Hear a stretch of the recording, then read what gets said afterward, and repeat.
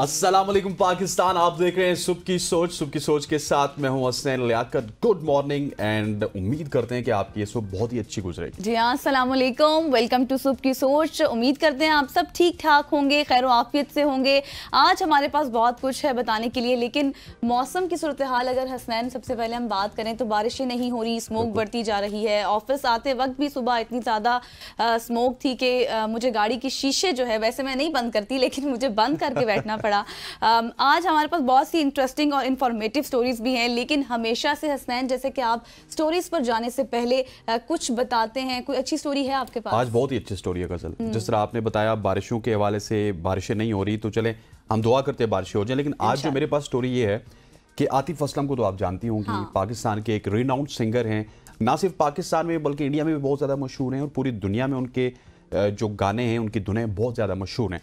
आतिफ असलम के हवाले से रिपोर्ट ये किया जा रहा है कि उनको ऑफर हुई सऊदी अरब में परफॉर्मेंस की कि आप आइए, आप यहाँ पे आके परफॉर्म कीजिए। लेकिन आतिफ असलम ने इनकार कर दिया। इनकार क्यों किया? उन्होंने कहा कि मेरा दिल ये नहीं मानता कि जिस सरजमीन पे मक्का और मदीना है वहां पे जाके मैं परफॉर्म करूं। That is very good. हम पिछले काफ़ी अरसे से देख रहे हैं कि सऊदी गवर्नमेंट, सऊदी जो नए वलीअहद हैं मोहम्मद बिन सलमान, उनकी ये कोशिश है कि सऊदिया मॉडर्नाइजेशन की तरफ जाए। लेकिन एक मॉडर्न शख्स की जानिब से, एक सिंगर की जानिब से इस तरह की बात आना यकीनी तौर पे एप्रिसिएशन बनती है। इवेंट था, कोई इवेंट इवेंट्स तो वहाँ पे बहुत ज़्यादा होते हैं आजकल, तो एप्रिसिएशन बनती है आतिफ असलम के लिए जिन्होंने वहाँ पे जाके परफॉर्म करने से इनकार कर दिया। और आतिफ की आपने सुना होगा बहुत सारी ऐसी चीज़ें भी हैं। ताजदारी हरम जब इन्होंने गाया, पढ़ा, बेग यू पार्डन, इसके अलावा और भी बहुत सारे कलाम है जो आतिफ ने पढ़े, वो जुबान ज़द आम हो गए। और इसी वजह से शायद मोहब्बत उनके दिल में ज्यादा है तो मक्का और मदीना की हुर्मत को सामने रखते हुए ऐसी मुकद्दस जगहों पर थोड़ा सा भी अच्छा भी नहीं लगता। हाँ, इस तरह की परफॉर्मेंस होना। मेरा ख्याल है कि मक्का मदीना को भी सामने रखा। और फिर सऊदीया है तो बहुत बड़ा, अगर तमाम की बात की जाए तो वहां से 16-17 घंटे की ड्राइव है मक्का मदीना की। हाँ। या फिर जद्दा की बात की जाए, जद्दा से भी मदीना बहुत दूर है, मक्का थोड़ा सा करीब है।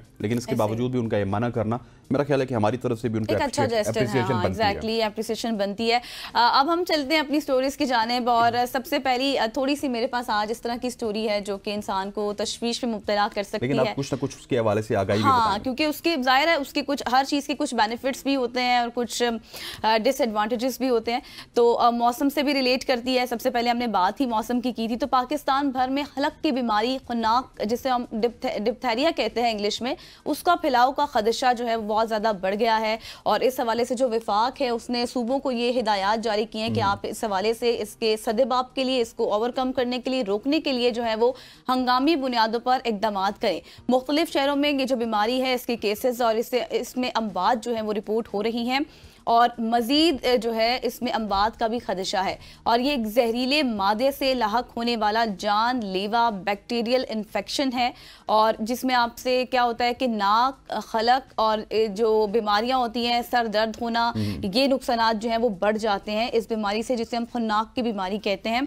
इसमें क्या होता है कि ये एक छू की बीमारी भी है, एक इंसान से दूसरे इंसान में मुंतकिल भी हो जाती है। और साथ ही साथ इसमें आपकी जो अलामात हैं, आपको कैसे पता चलेगा कि ये आपको बीमारी लग गई है? सख्त खांसी होगी, आपको सर में दर्द होगा, सांस लेने में आपको दुश्वारी होगी, फिर आपका बुखार, फिर गले में खराश, फिर सर्दी ज़्यादा आपको लगेगी, नाक आपका बहुत ज़्यादा बहता रहेगा और नाक की बंदिश भी हो जाएगी। तो ये अलामात हैं। लेकिन इसको काउंटर करने के लिए आप ज़्यादा से ज़्यादा हाथ धोएं और चेहरे पे हाथ ना लगाएं और दूर से बात करें जैसे हम लोग कर रहे हैं। और फिर इसके साथ साथ जो है वैक्सीनेशन का अमल जो है इसमें बहुत ज़्यादा ज़रूरी है। साथ ही साथ जो ये बीमारी है, इसके इलाज में ताख़ीर पर अगर लेट कराएंगे आप इलाज तो 10% मरीज़ इंतकाल कर चुके हैं इस वक्त, जो रिपोर्ट हमारे सामने आई है। और नॉन वैक्सीनेटेड अफराद में हुन्नाक से शरह अमवात जो है वो 5-17% है। जबकि इसके साथ साथ आपको बताऊँ कि 5 साल से कम जो नॉन वैक्सीनेटेड बच्चे हैं उनमें ये बीमारी ज़्यादा फैल रही है और उनके मुतासर होने का ज़्यादा कहा जा रहा है कि वो मुतासिर हो सकते हैं।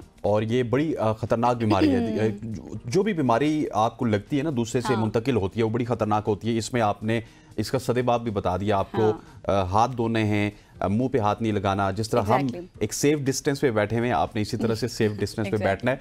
गवर्नमेंट इस हवाले से सिर्फ डायरेक्टिव जारी करती है। उन्होंने पंजाब गवर्नमेंट को जारी किया, तमाम तरह प्रोविंशियल अथॉरिटीज़ को किया, लेकिन हमने अपने तय क्या करना है, क्योंकि पाकिस्तान है जो कुछ करना है आपने खुद करना है, अपनी मदद आपके तहत। एग्जैक्टली जिस तरह अभी स्मोक है, स्मोक से बचने के लिए आपको मास्क पहनना है, हाँ। आपको कुछ और नहीं करना, गवर्नमेंट की तरफ नहीं देखना। अगली खबर आपको बताते हैं जी, स्मोक के हवाले से हमने बात की तो स्मोक के हवाले से आपको खबर बताते हैं। पंजाब हुकूमत का सूबे भर के स्कूल्स और कॉलेजेस में छुट्टियों का ऐलान कर दिया गया और स्मोक के बढ़ते असरात के पेश नज़र पंजाब के तमाम अजला में स्कूल्स अब बंद रहेंगे और पंजाब के दफ्तरों के 50% अमले को ऑनलाइन काम करने पर मुंतकिल करने का हुक्म दिया गया है। दफातर में सिर्फ 50% स्टाफ को बुलाया गया है और 50% स्टाफ घरों में बैठ के काम करेगा और ये पाबंद भी होगा घरों में बैठ के काम करने का। और मुख्तलिफ महकमों के दरमियान मीटिंग्स भी ऑनलाइन होंगी, जूम पे या फिर स्काइप पे होंगी। ऐलान पंजाब के तमाम सरकारी, नीम सरकारी, खुद मुख्तार इदारों के लिए भी किया गया है। लेकिन एक सवाल है मेरा, सवाल यह है कि क्या स्मोक बच्चों के अलावा मजदूरों और बाकी लोगों को मुतासिर नहीं कर सकता? कर सकती है, एग्जैक्टली। और दूसरी बात यह है कि ये जो मुतासरा शहर है उनमें घरों में मुकीम शहरी क्या स्मोक का शिकार नहीं होते, ये भी एक बड़ा सवाल है। क्योंकि जिस तरह से ये कहा जा रहा है कि 50% हाजिरी आप दफ्तरों में कर दें, बच्चों के स्कूल बंद कर दें, नोटिफिकेशन, ग्रीन लॉकडाउन, आवाम नहीं करती है एहतियात। बिल्कुल ऐसी। और 50% स्टाफ जिनको दफातर में बुलाया जा रहा है वो कोई बेहतर इम्यूनिटी सिस्टम उनका है कि उनको इस वजह से दफातर में बुलाया जा रहा है? आखिरकार हमारी वफाकी और सूबाई हुकूमतें वो जो एक पंजाबी का स्लैंग वर्ड है ना, डंग टपाओ, डंग टपाओ वाली पॉलिसी इख्तियार कर रही है। मुस्तकिल और देरपा हल का कोई नहीं सोचा इस वक्त पाकिस्तान। ऐसा ही इकदाम तो कर रहे हैं लेकिन अमली तौर पर उसके रिजल्ट्स हमारे सामने नहीं आ रहे। और हम देख रहे हैं लाहौर जो कि इस वक्त पीक पर है, लाहौर के बाद इस्लामाबाद भी है, मुल्तान भी है, फैसलाबाद भी है। हम अपने सेगमेंट वाइज उन तमाम तर शहरों को डिस्कस भी कर चुके हैं जो स्मोक की सूरत हाल जो है वो चल रही है। आगे बढ़ते हैं जी। हसनैन, आपको कौन सा फ्लावर्स पसंद है सबसे ज्यादा? चंबेली। चंबेली पसंद है। मुझे वैसे पर्सनली अगर मैं बात करूं तो रोज पसंद है क्योंकि हाईली वैल्यूड है, हाँ, गुलाब का फूल। लेकिन चंबेली जो है जिसे आप मोतिया भी कहते हैं, जो जिसको हम लोग कहते हैं इंग्लिश में जैस्मीन, जो फ्लावर होता है, हाँ, यास्मीन कहना स्टार्ट हो गए, हाँ ऐसा ही है। और उसमें ये है कि ये आपका जिसको क्वीन ऑफ फ्लावर्स भी कहा जाता है, आपका नेशनल फ्लावर है और जिसे 15 जुलाई 1961 को पाकिस्तान का कौमी फूल करार दिया गया था।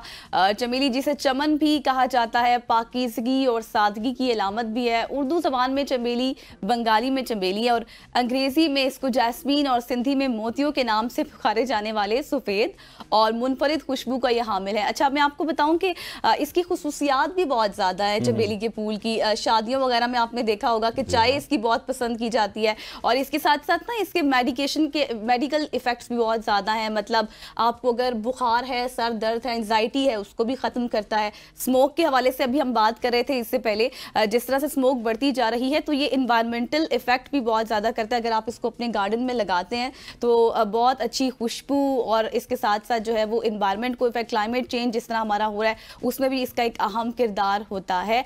और वैसे भी ये शादियों वगैरह में औरतें भी बहुत पसंद करती हैं, बालों में इसके गजरे वगैरह। और ऊपर से है भी कौमी, जिस तरह आपने बताया कौमी हमारा फूल है और बहुत सारी चीजें हैं। लेकिन हाँ, इसमें जो क्रक्स ये निकलता है कि ये सादगी की अलामत है और ऊपर से हमारी सकाफत की अलामत है। सो यास्मीन जहाँ पे भी हो हमें उसको कदर की निगाह से देखना चाहिए क्योंकि हमारा कौमी फूल है और पीस, लव, प्रॉस्पेरिटी, इस तरह की जो है ये इसकी खुसूसियात हैं। और आपको पता है कि जो इसे मुल्क की शनाख्त का जो है वो हम इसे कहें कि सैम्बल कह सकते हैं और महबूब निशान जो है इसको भी कहा जाता है, ये चमेली का फूल। और वैसे इसकी खुशबू, फ्रेगनेंस भी बहुत अच्छी होती है, लॉन्ग लास्टिंग भी होती है जब अगर आप इसको लगाएं परफ्यूम के तौर पर भी। तो बिल्कुल ऐसी है जी। आगे बढ़ते हैं और अगली खबर आपको बताते हैं। कल पीआईए के हवाले से हमने बात भी की थी। एक तो है गवर्नमेंट का मौकफ, एक था पीआईए का मौकफ, लेकिन एक है जो बात जुबान ज़्यादा आम होती है। जो पीआईए के जो अमला है, पीआईए के जो जहाज़ हैं, उनसे हमें इस तरह की खबरें मिलती हैं। सबसे पहले तो एक जुमले की बात करूंगा, बाकमाल लोग, लाजवाब सर्विस या फिर लाजवाब परवाज। पाकिस्तान के मारूफ शायर फैज़ अहमद फैज़ ने यह जुमला पाकिस्तान की कौमी एयरलाइन पीआईए के लिए लिखा था। अच्छा। और ये उस वक्त को याद दिलवाता है जब दुनिया भर से ना सिर्फ मुसाफिर इस फिजाई सर्विस के जरिए सफर करने को फख्र समझते थे, बल्कि बहुत सी खलीजी रियासतों की फिजाई कंपनियों के अमले की तरबियत भी इसी कौमी इदारे के सुपुर्द थी। लेकिन अब इसी एयरलाइन की 2024 की ऐसी हरकतें हैं कि जो हम रोज़ गिनवाते रहते हैं। कभी हमारा अमला जाता है कनाडा में जाके गुम हो जाता है, कभी वो यूरोप में जाके गुम हो जाता है और फिर डेफिनेटली पाकिस्तान के हवाले से फिर सवाल उठते हैं कि पाकिस्तान की जो कौमी एयरलाइन है इसके लोग क्या कर रहे हैं। अभी ये हुआ कि उम्रा ज़ायरीन ने आना था जद्दा से कराची।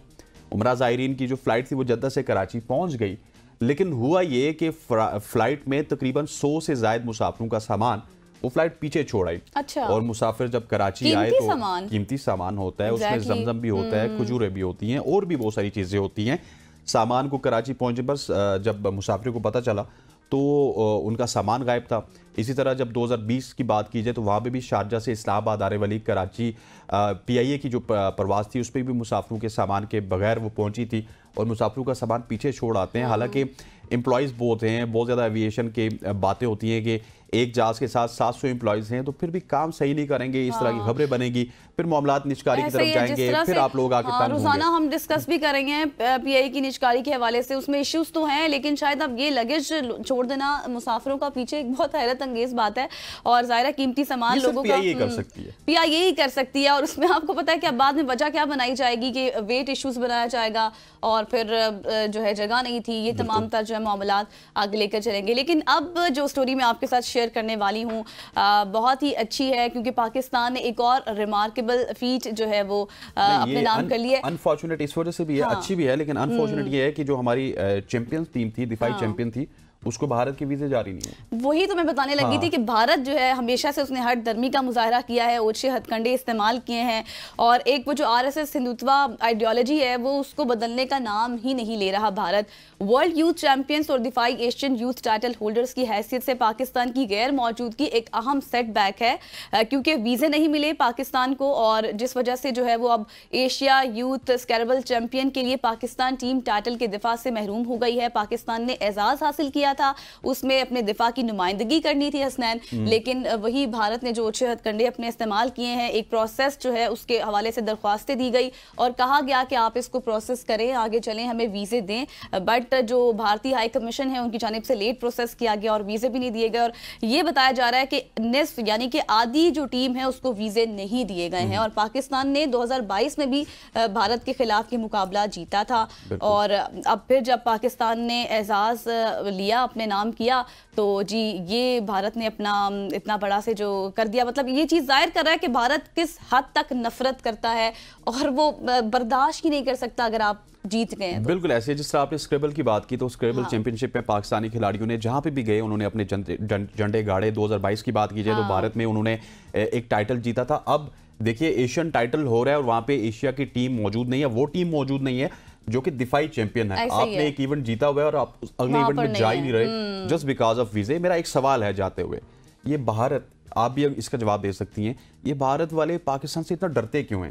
ना क्रिकेट खेलने को आते हैं, ना हमारी टीमों को बुलाते हैं और जो उनकी मजबूत टीमें होती हैं उनको कभी कभार भेज देते हैं और जो हमारी मजबूत टीमें होती हैं उनको वीजा ही जारी नहीं करते। इसीलिए क्योंकि वो नहीं चाहते कि वो अपने साथ किसी कंपैटिबल अफराद को देखें। अब जिस तरह से पाकिस्तान ने अब भारत का मुकाबला ये जीता और वहाँ पर नुमाइंदगी करनी थी, इस तरह हमने देखा कि जिस तरह पाकिस्तान मुसलसल जो है अचीवमेंट्स हासिल कर रहा है, चाहे वो कोई भी खेल हो, कोई भी यूथ चैंपियनशिप हो उसमें, तो वो कैसे बर्दाश्त कर सकता है? बिल्कुल ऐसे ही आगे बढ़ते हैं। आगे बढ़ते हुए आपको बताते हैं कि पाकिस्तानियों के अनोखे शौक तो आपको अक्सर सुनने को मिलते हैं, लेकिन अभी हम बात करेंगे एक ऐसे शौक की जिसने एक शख्स का नाम ना चाहते हुए भी, या फिर क्या कह सकते हैं, उससे कभी सोचा नहीं था, उसका नाम Guinness book of world record में शामिल करवा दिया। कैफीन का शौक रखने वाला अमेरिका का एक शख्स है जिसने एनर्जी ड्रिंक के 1019 कैन जमा करने पर गिनीज वर्ल्ड रिकॉर्ड हासिल किया। वो मैं आपको बताता हूँ।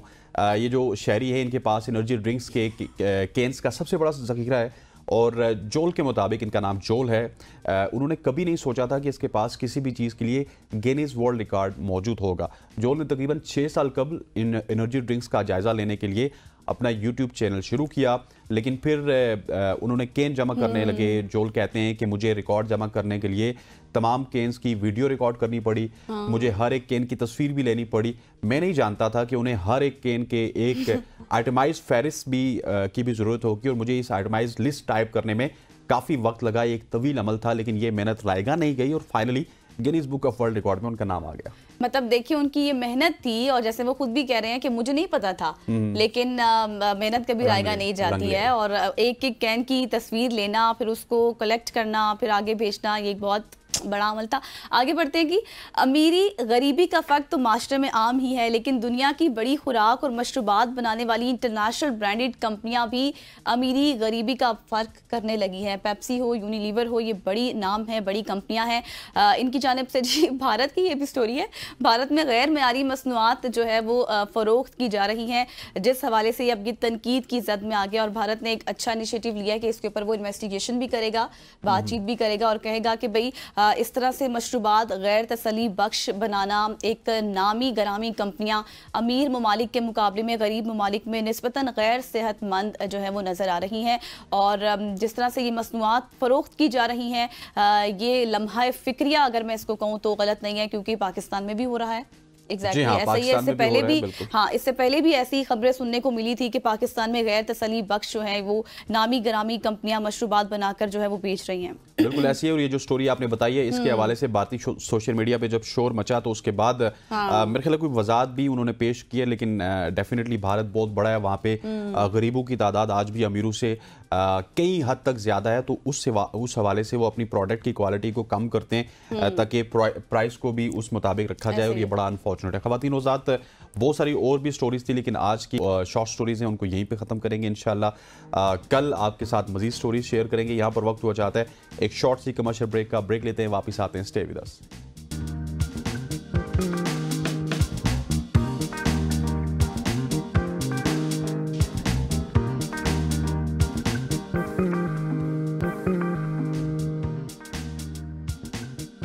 Welcome back after the break. और अब स्टोरीज के सेगमेंट के बाद हम बात करेंगे अब ज़राअत के हवाले से, क्योंकि कल एक बिल अहम पास हुआ है जिसमें बहुत से टैक्सेस के हवाले से बात की गई है। और अब दूसरी जानिब अगर हम देखें तो IMF का डेलीगेशन भी इस वक्त पाकिस्तान में मौजूद है, और ये स्पेकुलेशंस थी कि शायद IMF के डेलीगेशन के आने के बाद जो है मिनी बजट भी आएगा और साथ ही साथ टैक्स भी लगा दिया जाएगा। तो पंजाब ज़रई तरमीमी बिल 2024 में ज़राअत और लाइफ स्टॉक पर टैक्स आयद करने और इनकम टैक्स छूट खत्म करने की ये तजवीज़ दी गई है, और ना दहिंदा अफराद के लिए मुख्तलिफ जुर्माने भी मुतय्यन किए गए हैं। बिल को 2 माह के लिए स्टैंडिंग कमेटी के हवाले किया गया है, जिसके बाद तजवीज़ पर गौर के लिए उसे फिर ऐवान में पेश किया जाएगा। जबकि ये बिल किसानों और ज़रूरी मईशत पर क्या असर डालेगा, इस मुतालिक आज हम बात करेंगे इस सेगमेंट में। बिल्कुल ऐसी है, और ये एक बड़ा ऐसा मसला है जो कि डिस्कस होना चाहिए, ना सिर्फ हमारी आम रूटीन में बल्कि नेशनल लेवल पे भी इसको डिस्कस होना चाहिए, क्योंकि ज़राअत जो शोबा है इसमें पाकिस्तान एक ज़रई मुल्क है। हाँ, रीढ़ की हड्डी की ऐसे बैकबोन है हमारी इकोनॉमी। हमेशा से हम कहते हैं, ये जो जुमला आपने कहा ना, ये हम सुनते भी हैं, कहते भी हैं, लेकिन क्या ज़राअत को हमने अपनी रीढ़ की हड्डी बनने दिया? That is a big question. ज़राअत हमारी बैकबोन होनी चाहिए थी, लेकिन हम तो कभी कभार सुनते हैं कि हम गंदम कहाँ से एक्सपोर्ट कर रहे हैं, शुगर कहाँ से एक्सपोर्ट कर रहे हैं, तमाम तर चीज़ें। इसी तरह हमारी अगर सब्जियों की बात की जाए तो वो किसी और मुल्क से आ रही होती हैं। तो मसला यही है कि ज़राअत में हमें रिफॉर्म्स की ज़रूरत थी।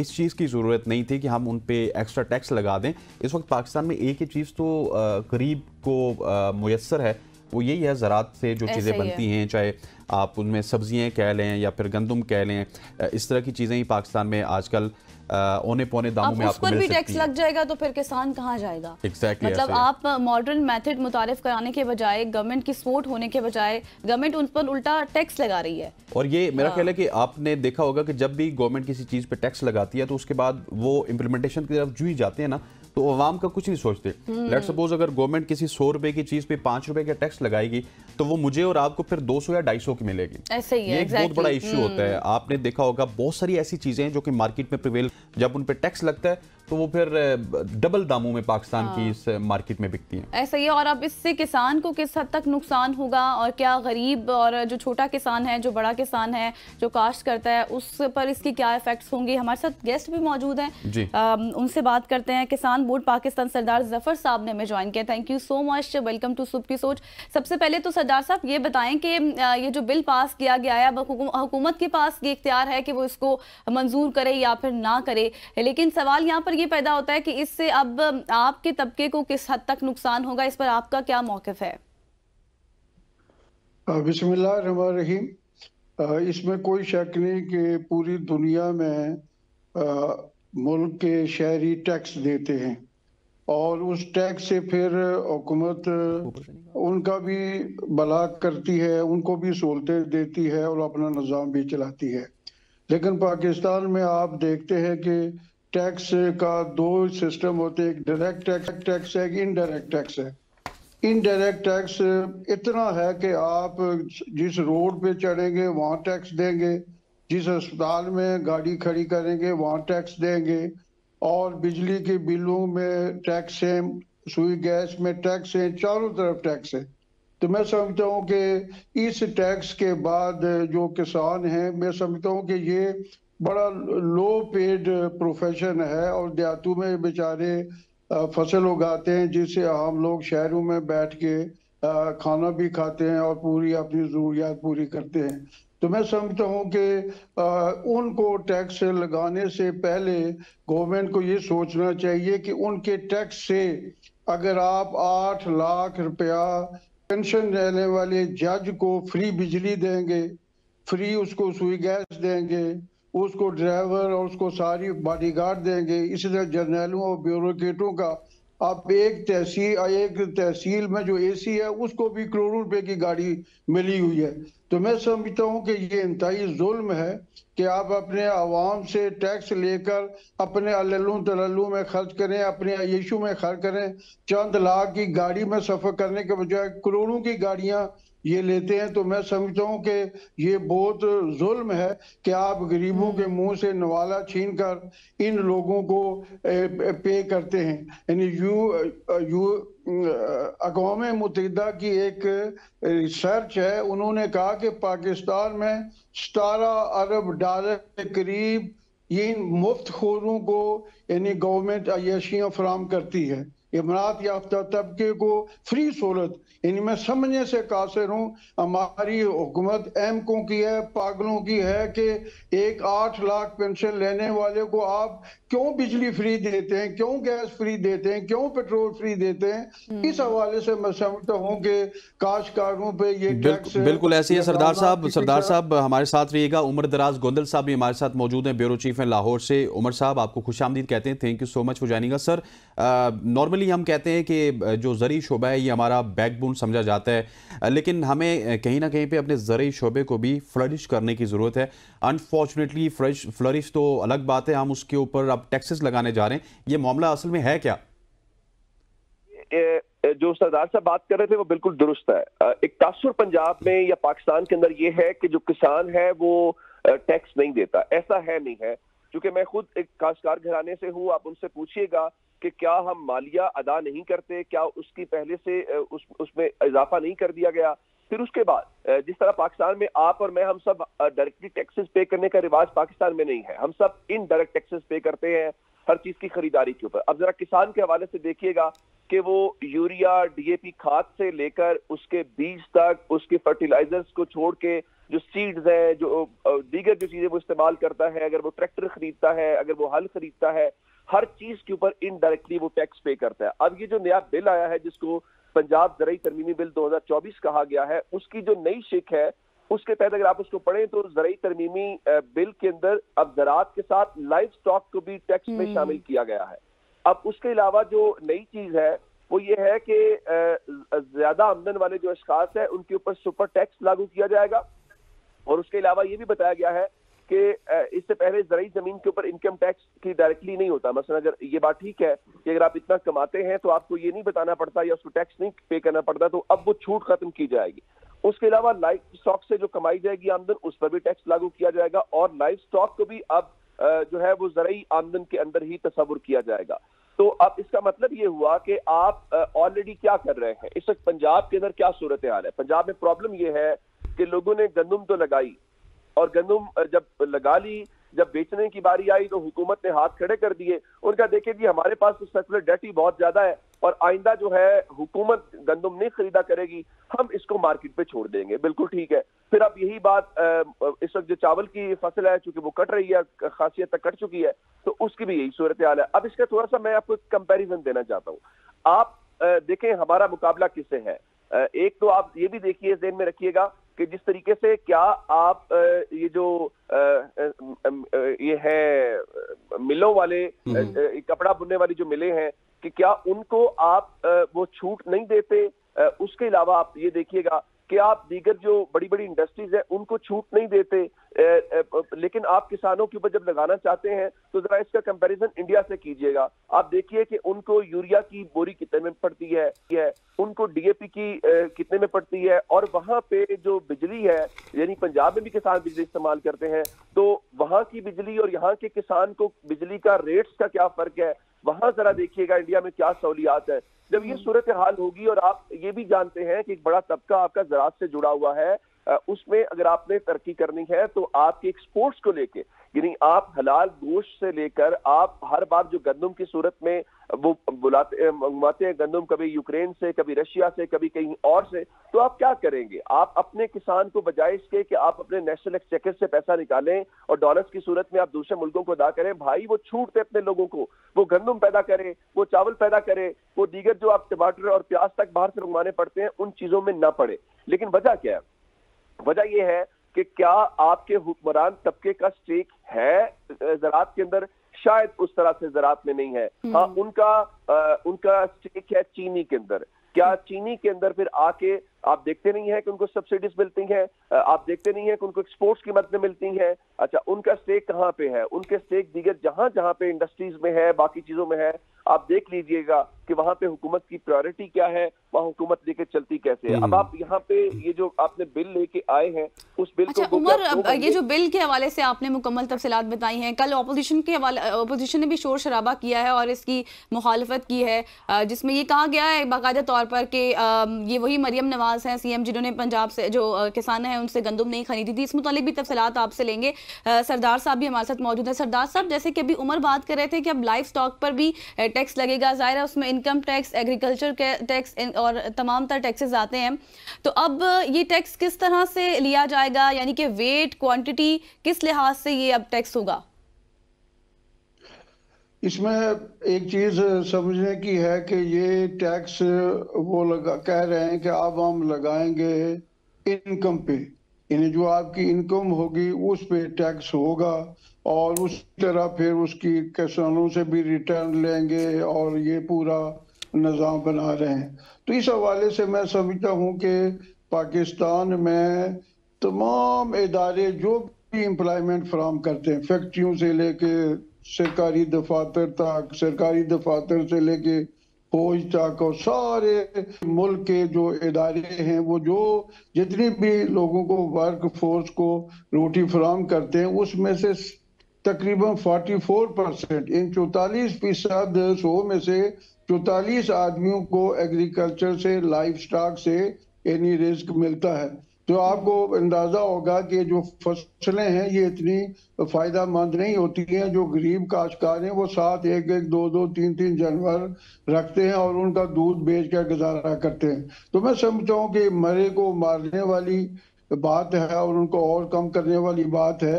तो इस हवाले से मैं समझता हूँ कि पाकिस्तान को अकल के नाखल लेने चाहिए कि जरी मोल को और बाहर से जरी चीजों को इंपोर्ट करे, इससे हमें डूब के मर जाना चाहिए। मैं कहता हूँ गैरत के साथ। यानी एक फंस गया कि सऊदी अरब तेल प्रोड्यूसिंग कंट्री है, तो कभी आपने सुना कि सऊदी अरब ने तेल इंपोर्ट किया हो?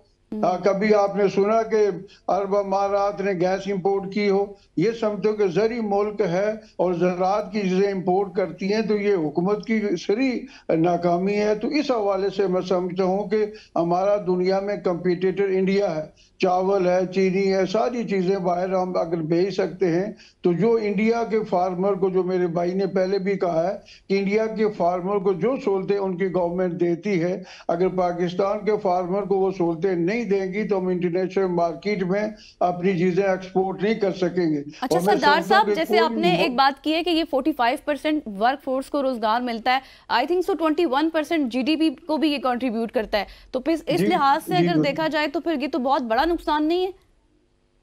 वही मैं अर्ज करता हूँ ना कि इस हवाले से हमें ये सोचना चाहिए कि हमें इस काबिल करें अपने किसानों को कि आप बाहर से कर्जा लेकर, यानी हमेशा कर्जा लेके मुल्क चलेगा? मैं समझता हूँ कर्जा लेकर नहीं, एक्सपोर्ट करने से मुल्क चलते हैं और बचते हैं। तो हमें देखना चाहिए हम क्या एक्सपोर्ट कर सकते हैं। हमको और चीज, गाड़ियां एक्सपोर्ट नहीं कर सकते, जहाज एक्सपोर्ट नहीं कर सकते।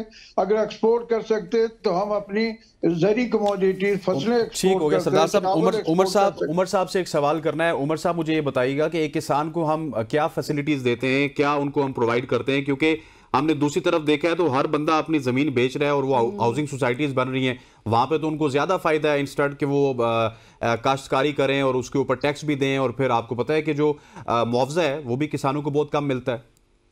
नहीं, उसमें किसानों से ज्यादा जाहिर है जब आप देखेंगे कि आप उसमें से खर्चा भी निकाल नहीं पाते, फिर आपको एक अच्छी अमाउंट मिल जाए, उसकी बुनियाद पे आपके बच्चे बाहर सेटल हो जाएं या पढ़ने चले जाएं या कोई और आप कारोबार करें, तो वो तो होता है, वो गवर्नमेंट की नालायकी है।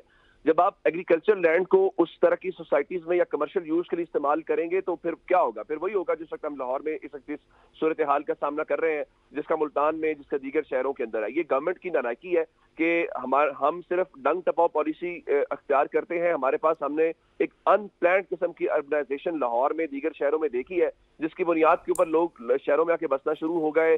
वो इतनी बड़ी तादाद में आए कि आपने एग्रीकल्चर लैंड जो थी, जिस तरह लाहौर का मास्टर प्लान है, उसका बेड़ा गर्क किया। अब हम सांस भी नहीं ले पाते। असल आज हमारा जो मुद्दा है वो किसान है।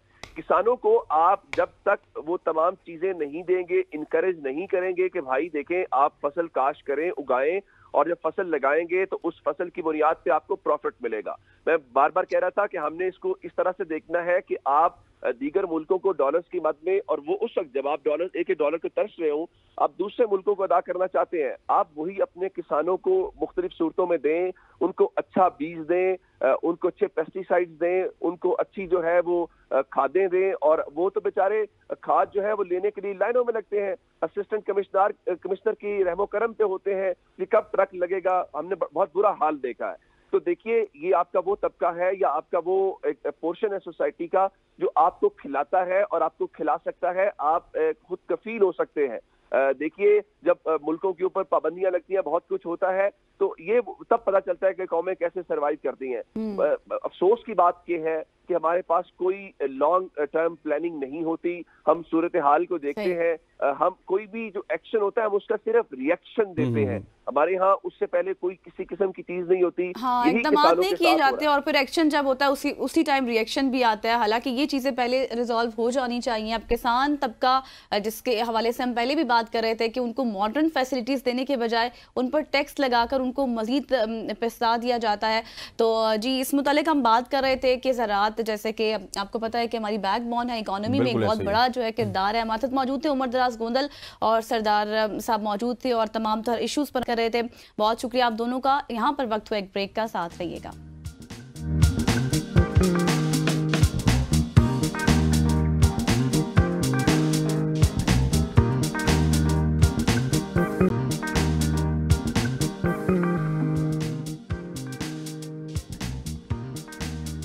Welcome back after the break. और अब हम बात करेंगे मुल्क की सियासत में इस वक्त क्या हलचल मची हुई है, कौन क्या कह रहा है, मामलात किस तरफ जा रहे हैं। वज़ीर-ए-आज़म के सियासी और बैन सूबाई अमूर के मुशीर राना सनाउल्लाह का ये कहना है कि पुरअमन एहतजाज सबका हक है जी, सब करें, लेकिन पुरअमन एहतजाज की सबको इजाजत भी है, लेकिन सर पर कफन बांध कर एहतजाज की किसी जमहूरियत में इजाजत नहीं है और ऐसा बिल्कुल नहीं होना चाहिए। ये राना सनाउल्लाह साहब ने कहा है। और इसके साथ वज़ीर आला खैबर पख्तूनख्वा अली अमीन गंडापुर ने कहा है कि PTI रहनुमाओं की गिरफ्तारियों की हम मजम्मत करते हैं, लेकिन अली अमीन गंडापुर ने यह भी कहा है कि इस तरह के हथकंडे कोई नई बात नहीं है जो हुकूमत इस्तेमाल कर रही है। ये इसी तरह करते हैं, नवंबर में बानी PTI खुद कॉल देंगे, फिर हम बाहर निकलेंगे। दूसरी जानिब तोशाखाना के हवाले से बात करें तो तोशाखाना 2 केस का जो फैसला है वो बानी इमरान खान और उनकी अहलिया बुशरा बीबी की बरियत की दरख्वास्तों पर फैसला नहीं हो सका था और अब वो 14 नवंबर को सुनाया जाएगा। कुछ मामलात थे जो कि नहीं, अदम पेशी की वजह से नहीं हो सके और फिर उसके बाद अब ये 14 नवंबर तक जो है वो डिले हो गया। बिल्कुल ऐसे ही इस तमाम तर के ऊपर बात करेंगे, लेकिन इससे पहले कि हम अपने गेस्ट की तरफ चलें, जरा मियां नवाज शरीफ साहब का एक शॉट है वो पहले सुनते हैं और उसके बाद डिस्कशन को आगे बढ़ाएंगे। बदतमीजी का कल्चर की बुनियाद एक ऐसी पार्टी ने रखी है जो कि पाकिस्तान के लिए बहुत ही अफसोसनाक है और उस बदतमीजी के कल्चर को उन्होंने अपने हुकूमत के दौरान भी प्रमोट किया और आज ऑपोजिशन में तो उससे भी ज्यादा प्रमोट कर रहे हैं। अच्छी खबर आ रही है, इकोनॉमी बेहतर हो रही है। आप देखिए उस दिन 96,000 क्रॉस किया है जो स्टॉक मार्केट है। और महंगाई कम हो रही है। ऐसा मेरा ख्याल है कि बहुत जो मियां साहब की पिछली हुकूमत थी उसके बाद अब 6-7 साल के बाद अब ये देखने को मिल रहा है। जी, ये मरियम नवाज और नवाज शरीफ साहब का शोर था जिसमें वो ये कह रहे थे कि जो हमारी इकोनॉमी है वो बेहतर हो रही है, इन्फ्लेशन कम हो रही है, लेकिन कहाँ हो रही है नहीं पता। उमर अयूब साहब ने भी कुछ कहा, वो भी आपको सुनवाते हैं। इन्होंने आज एक बार फिर हम सबको हिफ्ज़े बेजा में रखा, हमें इन्होंने अबडक्ट और यरगमाल बनाया। इस वक्त उन्होंने कहा जी आप जा रहे हैं, हमने कहा हम लोग नहीं जाते, उस बंदे को लाओ जिसने हमें हिफ्ज़े बेजा में रखा है, उसको सामने लाओ। उन्होंने हमें वहां पे फिर बाहर किया, मैन हैंडलिंग की उन्होंने। हम लोग पूछते हैं शहबाज शरीफ से, हम लोग पूछते हैं मरियम नवाज से, और इन जितने एहलकारों के जो रियासत के टूल्स हैं, जो हमारे औजार हैं, उन सारों से मैं पूछता हूं तुम लोगों की क्या जुर्रत है? तुम लोगों ने ये कोर्ट ऑर्डर्स वायलेट किए हैं, पाकिस्तान में एनआरकी है। तो उमर अयूब साहब को भी आपने सुना, नवाज शरीफ साहब को सुना। इसके हवाले से हम बात करेंगे। सीनियर तजिया निगार, मारूफ टेलीविजन प्रोग्राम मेज़बान हमारे साथ मौजूद हैं जनाब शौकत पराचा साहब। पराचा साहब, सबसे पहले आपको गुड मॉर्निंग कहते हैं, thank you so much for joining us. बात करूंगा पहले उमर अयूब साहब की। जिस तरह से कल उनको एकदम से गिरफ्तार किया गया, फिर रिहा कर दिया गया, तो अब हुकूमत इतना सब कुछ करने के बावजूद मेरा ख्याल है कि कोई नरमी नहीं पेश करेगी बानी PTI और उनके जितने भी रफका हैं। लगता यही है हुकूमत के कामों से। जी बहुत शुक्रिया, गुड मॉर्निंग। Good morning. बात यह है कि नरमी या सख्ती हमेशा एक्शन और रिएक्शन ही की तरह के दो चीजें हैं जो हमारे सामने रहती हैं। मसलन अभी आपने खुद भी बात की, किसी का कोट सुनाया आपने कि अगर सर पे कफन बांध कर आए, राना सनाउल्लाह की बात कर रहे थे जी, तो क्या वो एहतजाज होता है? फिर मारो या मर जाओ वाली ये जो टर्म है कि आखिरी मार का समझ के पुरअमन एहतजाज होता है, और एहतजाज हमेशा होते रहे पाकिस्तान में। ये पहली बार नहीं है कि PTI एहतजाज कर रही है। माजी में भी जो अपोजिशन थी एहतजाज किया करती थी, लेकिन माजी में किसी अपोजिशन ने 9 मई नहीं किया, ना जाकर कोर कमांडर के घर को जलाया, ना किसी रेडियो स्टेशन को जलाया। तो जब ये कहा जाए कि हम ऐसे एहतजाज के लिए आएंगे, आकर बैठ जाएंगे और घर वालों को कहेंगे कि जब हम नहीं आए, अगर हम नहीं आए तो फिर खुदा न खास्ता आप हमारे बारे में ये समझिए।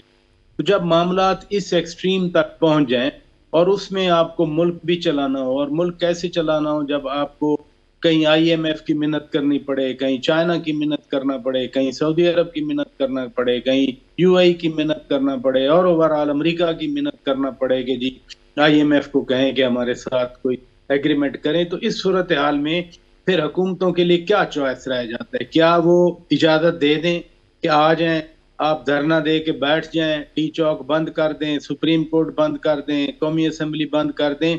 ये नवंबर है, और ठीक 10 साल पहले इसी नवंबर में यहीं पे इस्लामाबाद में भी धरना हुआ था। आपको याद है, धरना जारी था, वो अगस्त में आया था और नवंबर में जारी रहा था, जाकर सानिया पेशावर के बाद वो खत्म हुआ था। तो एक ऐसी सियासी जमात जिसके डिस्क्रेडिट पे 9 मई हो, जिसके डिस्क्रेडिट पे 126 दिन इस्लामाबाद बंद करना हो, तो अगर वो प्लान करेंगे इस्लामाबाद आने का, एहतजाज करने का, इंतजामिया फिर कहीं ना कहीं तो एक्शन करेगी, कुछ ना कुछ तो वो इंतजाम करेंगे। हम खुद भी कहते हैं कि जी इस्लामाबाद बंद कर दिया गया, कंटेनर लगा दिए गए, क्योंकि इस्लामाबाद अब सिर्फ रेड जोन का नाम नहीं है। यहाँ शहरी रहते हैं, यहाँ स्कूल हैं, यहाँ कॉलेज हैं, यहाँ हॉस्पिटल हैं, लेकिन इसके बावजूद भी ये मुल्क की जो सूरत हाल बनी हुई है, उसमें मैं फिर कहूँगा कि जो एक्शन कोई करेगा, हुकूमत रिएक्ट तो करेगी, वो फिर किसी को पसंद आए ना आए, एक्शन का ही रिएक्शन होता है। पर अच्छा साहब, ये भी बताएं कि अब तोशाखाना 2 के हवाले से अगर हम बात करें, तोशाखाना 1 हुआ, जिस तरह से दलाइल दिए गए, हाजिरियां हुई, अब तोशाखाना 2 हुआ, ट्रायल चला, अब फाइनली जो है वो आखिरी मराहिल में है, उसका फैसला अब सुनाया जाना था बट नहीं सुनाया गया कल, अब 14 नवंबर तक चला गया है। आपको लगता है कि जिस तरह PTI ये क्लेम कर रही है कि नवंबर में जो है रिलीफ मिलेगा इमरान खान साहब को, तो मिल सकता है?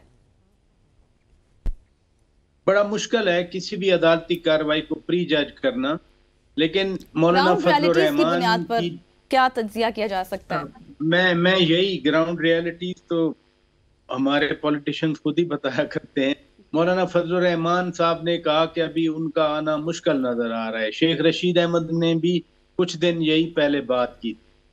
इसलिए रिहाई और इस तरह के केसेस में और एक ऐसे पॉलिटिशियन की जिनकी अभी हम बात कर रहे थे कि उनकी पार्टी किस तरह का एहतजाज करती है, तो यूजुअली तो होता है कि ऐसी सूरत हाल में किसी की रिहाई मुमकिन नहीं हुआ करती। और ये भी हमें ध्यान में रखना चाहिए कि जब तक हमारे यहाँ पावर्स नहीं चाहेंगी वो बाहर नहीं आ सकेंगे। केस तो शाखाना है, केस तो कोई और बना लिया जाता है, केस तो बहुत सारे पेंडिंग भी पड़े होते हैं। मसलन 9 मई वालों का भी हमें कुछ पता नहीं है कि 9 मई में कहाँ मामला चल रहे हैं, और फिर कोई ना कोई और दरखास्त आ जाए, पिटीशन आ जाए। इसलिए रिहाई सिर्फ अगर ये समझा जाए कि एक पाकिस्तान की जो अदलिया है एक छोटी अदालत, छोटी डजंट मीन स्टेटस में, बट जो 3 टियर वाली अदालतें हैं, लोअर कोर्ट जिनको कहते हैं, ये लोअर कोर्ट की हद तक अगर रिहाई या बंद करने का फैसला मैं जाती तौर पर पाकिस्तान के कॉन्टेक्स्ट में नहीं समझता। अगर तो खान साहब को बंद रखना है, फर्ज किया तोशा खाना में जमानत भी हो जाए, लेकिन फिर भी उनको वो जेल में ही रखा जाएगा अगर तो ये पॉलिसी है। अगर उनको निकालना है और पॉलिसी के हवाले से मुझे अभी नहीं लगता कि खान साहब की रिहाई कोई जल्द मुमकिन हो। मुमकिनात में से अच्छा प्राइज साहब, आपने तोशा खाना या तोशा खाना 2 के हवाले से तो बात कर दी, लेकिन जो सबसे इंपॉर्टेंट केस है जो मेरी समझ के मुताबिक है वो 190 मिलियन पाउंड वाला है, जिसमें तहरीक इंसाफ हमें वो डिले करती हुई नजर आती है। आज एक बहुत बड़ा सवालनामा है जिसका जवाब देना है इमरान खान साहब ने। 190 मिलियन पाउंड वाला केस, उसमें बहुत सारे शुकूक शुबात भी हैं, और वो केस ऐसा है कि जो लगता है कि तहरीक इंसाफ के लिए भारी पड़ सकता है। उसके हवाले से क्या अपडेट्स हैं? देखें, तोशाखाना केस तो उससे भी फिर भारी है, क्योंकि जो क्लियर रूल्स एंड रेगुलेशंस की जो रिटन रूल्स एंड रेगुलेशंस हैं उनमें जो वायलेशन हुई है वो तो तोशाखाना में भी हुई।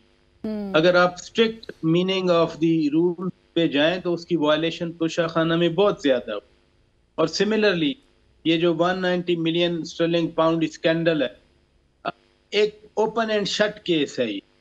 लेकिन हम कल सुन रहे थे अली मोहम्मद खान साहब को, अली मोहम्मद खान साहब कह रहे थे कि इसको आप 190 मिलियन स्टर्लिंग पाउंड का केस क्यों कहते हैं, ये तो अल-कादिर ट्रस्ट का केस, और अल-कादिर ट्रस्ट में बहुत सारे गरीब बच्चे तालीम हासिल करते हैं। बात ये है कि पैसे आए थे, सादा सी बात है।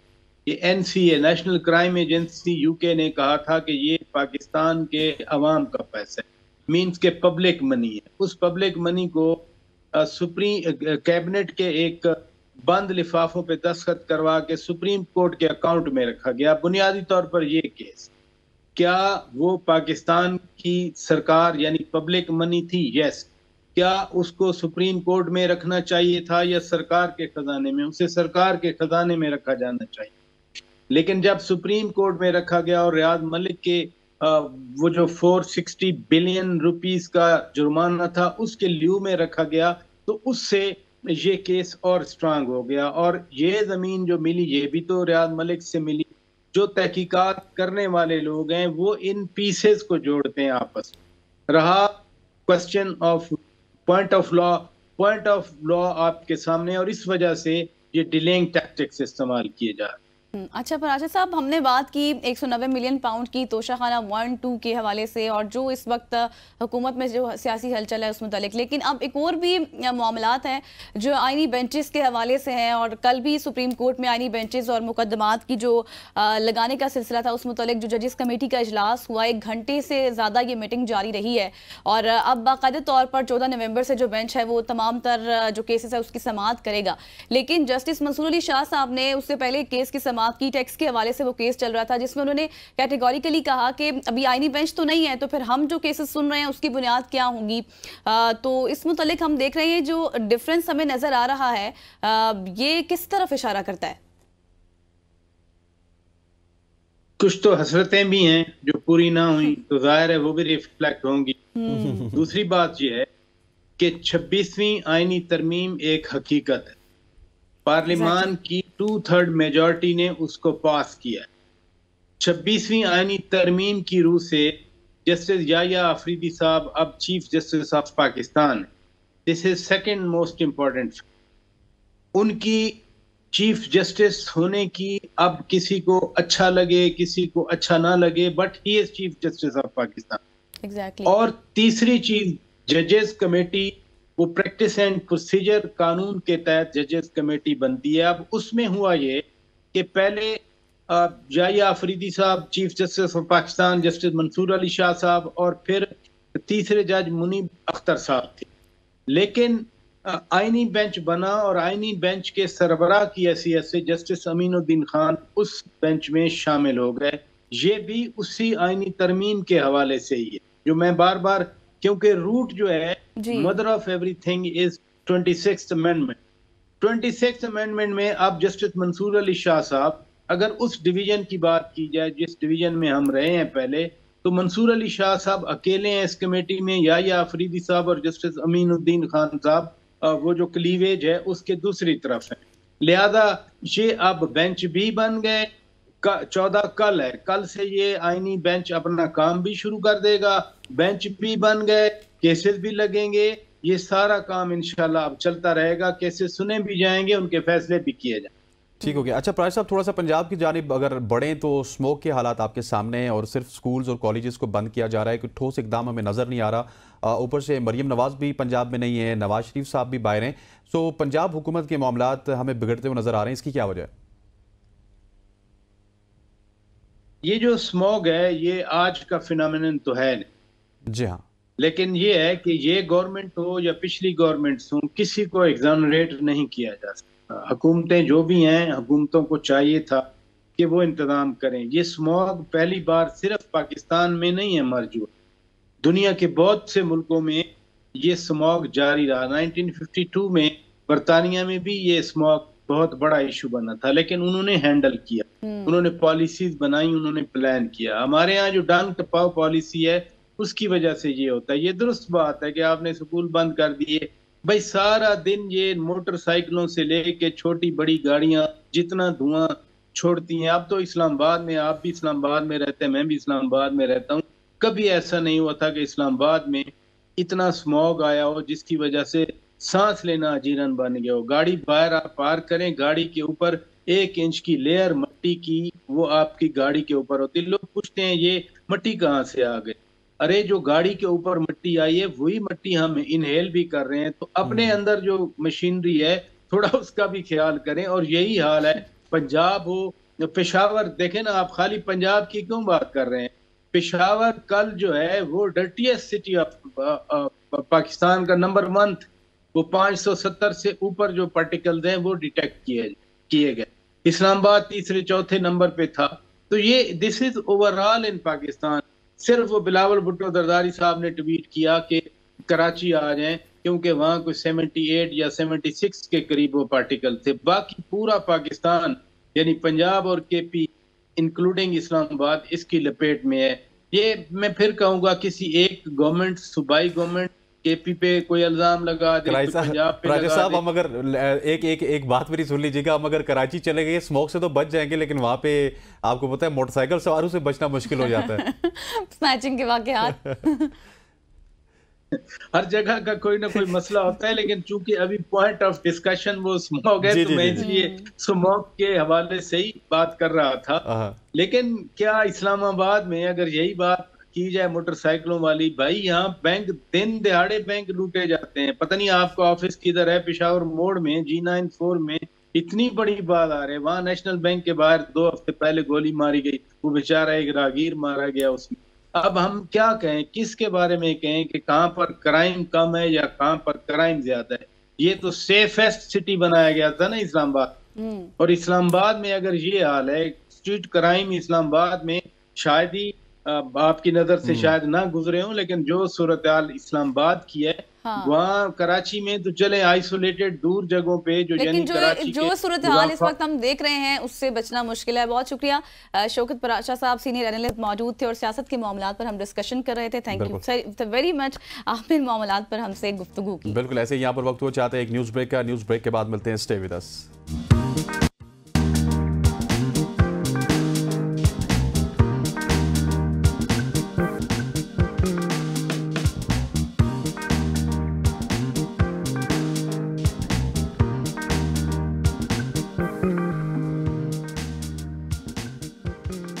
Welcome back after the break. और अब हम बात करेंगे क्रिकेट के हवाले से। ये बहुत इंपॉर्टेंट सेगमेंट है हमारा, क्योंकि गेस्ट भी हमारे साथ मौजूद हैं। चैंपियंस ट्रॉफी की हम बात करेंगे, जिस मुतालिक इस वक्त खबरें गर्दिश कर रही हैं। सबसे बड़ा इवेंट है 2025 में, जिसकी होस्टिंग फराइज पाकिस्तान ने सर अंजाम देने हैं। और इस मुतालिक जो है भारत पाकिस्तान आएगा या फिर नहीं आएगा, एक जंग जारी थी सोशल मीडिया पर।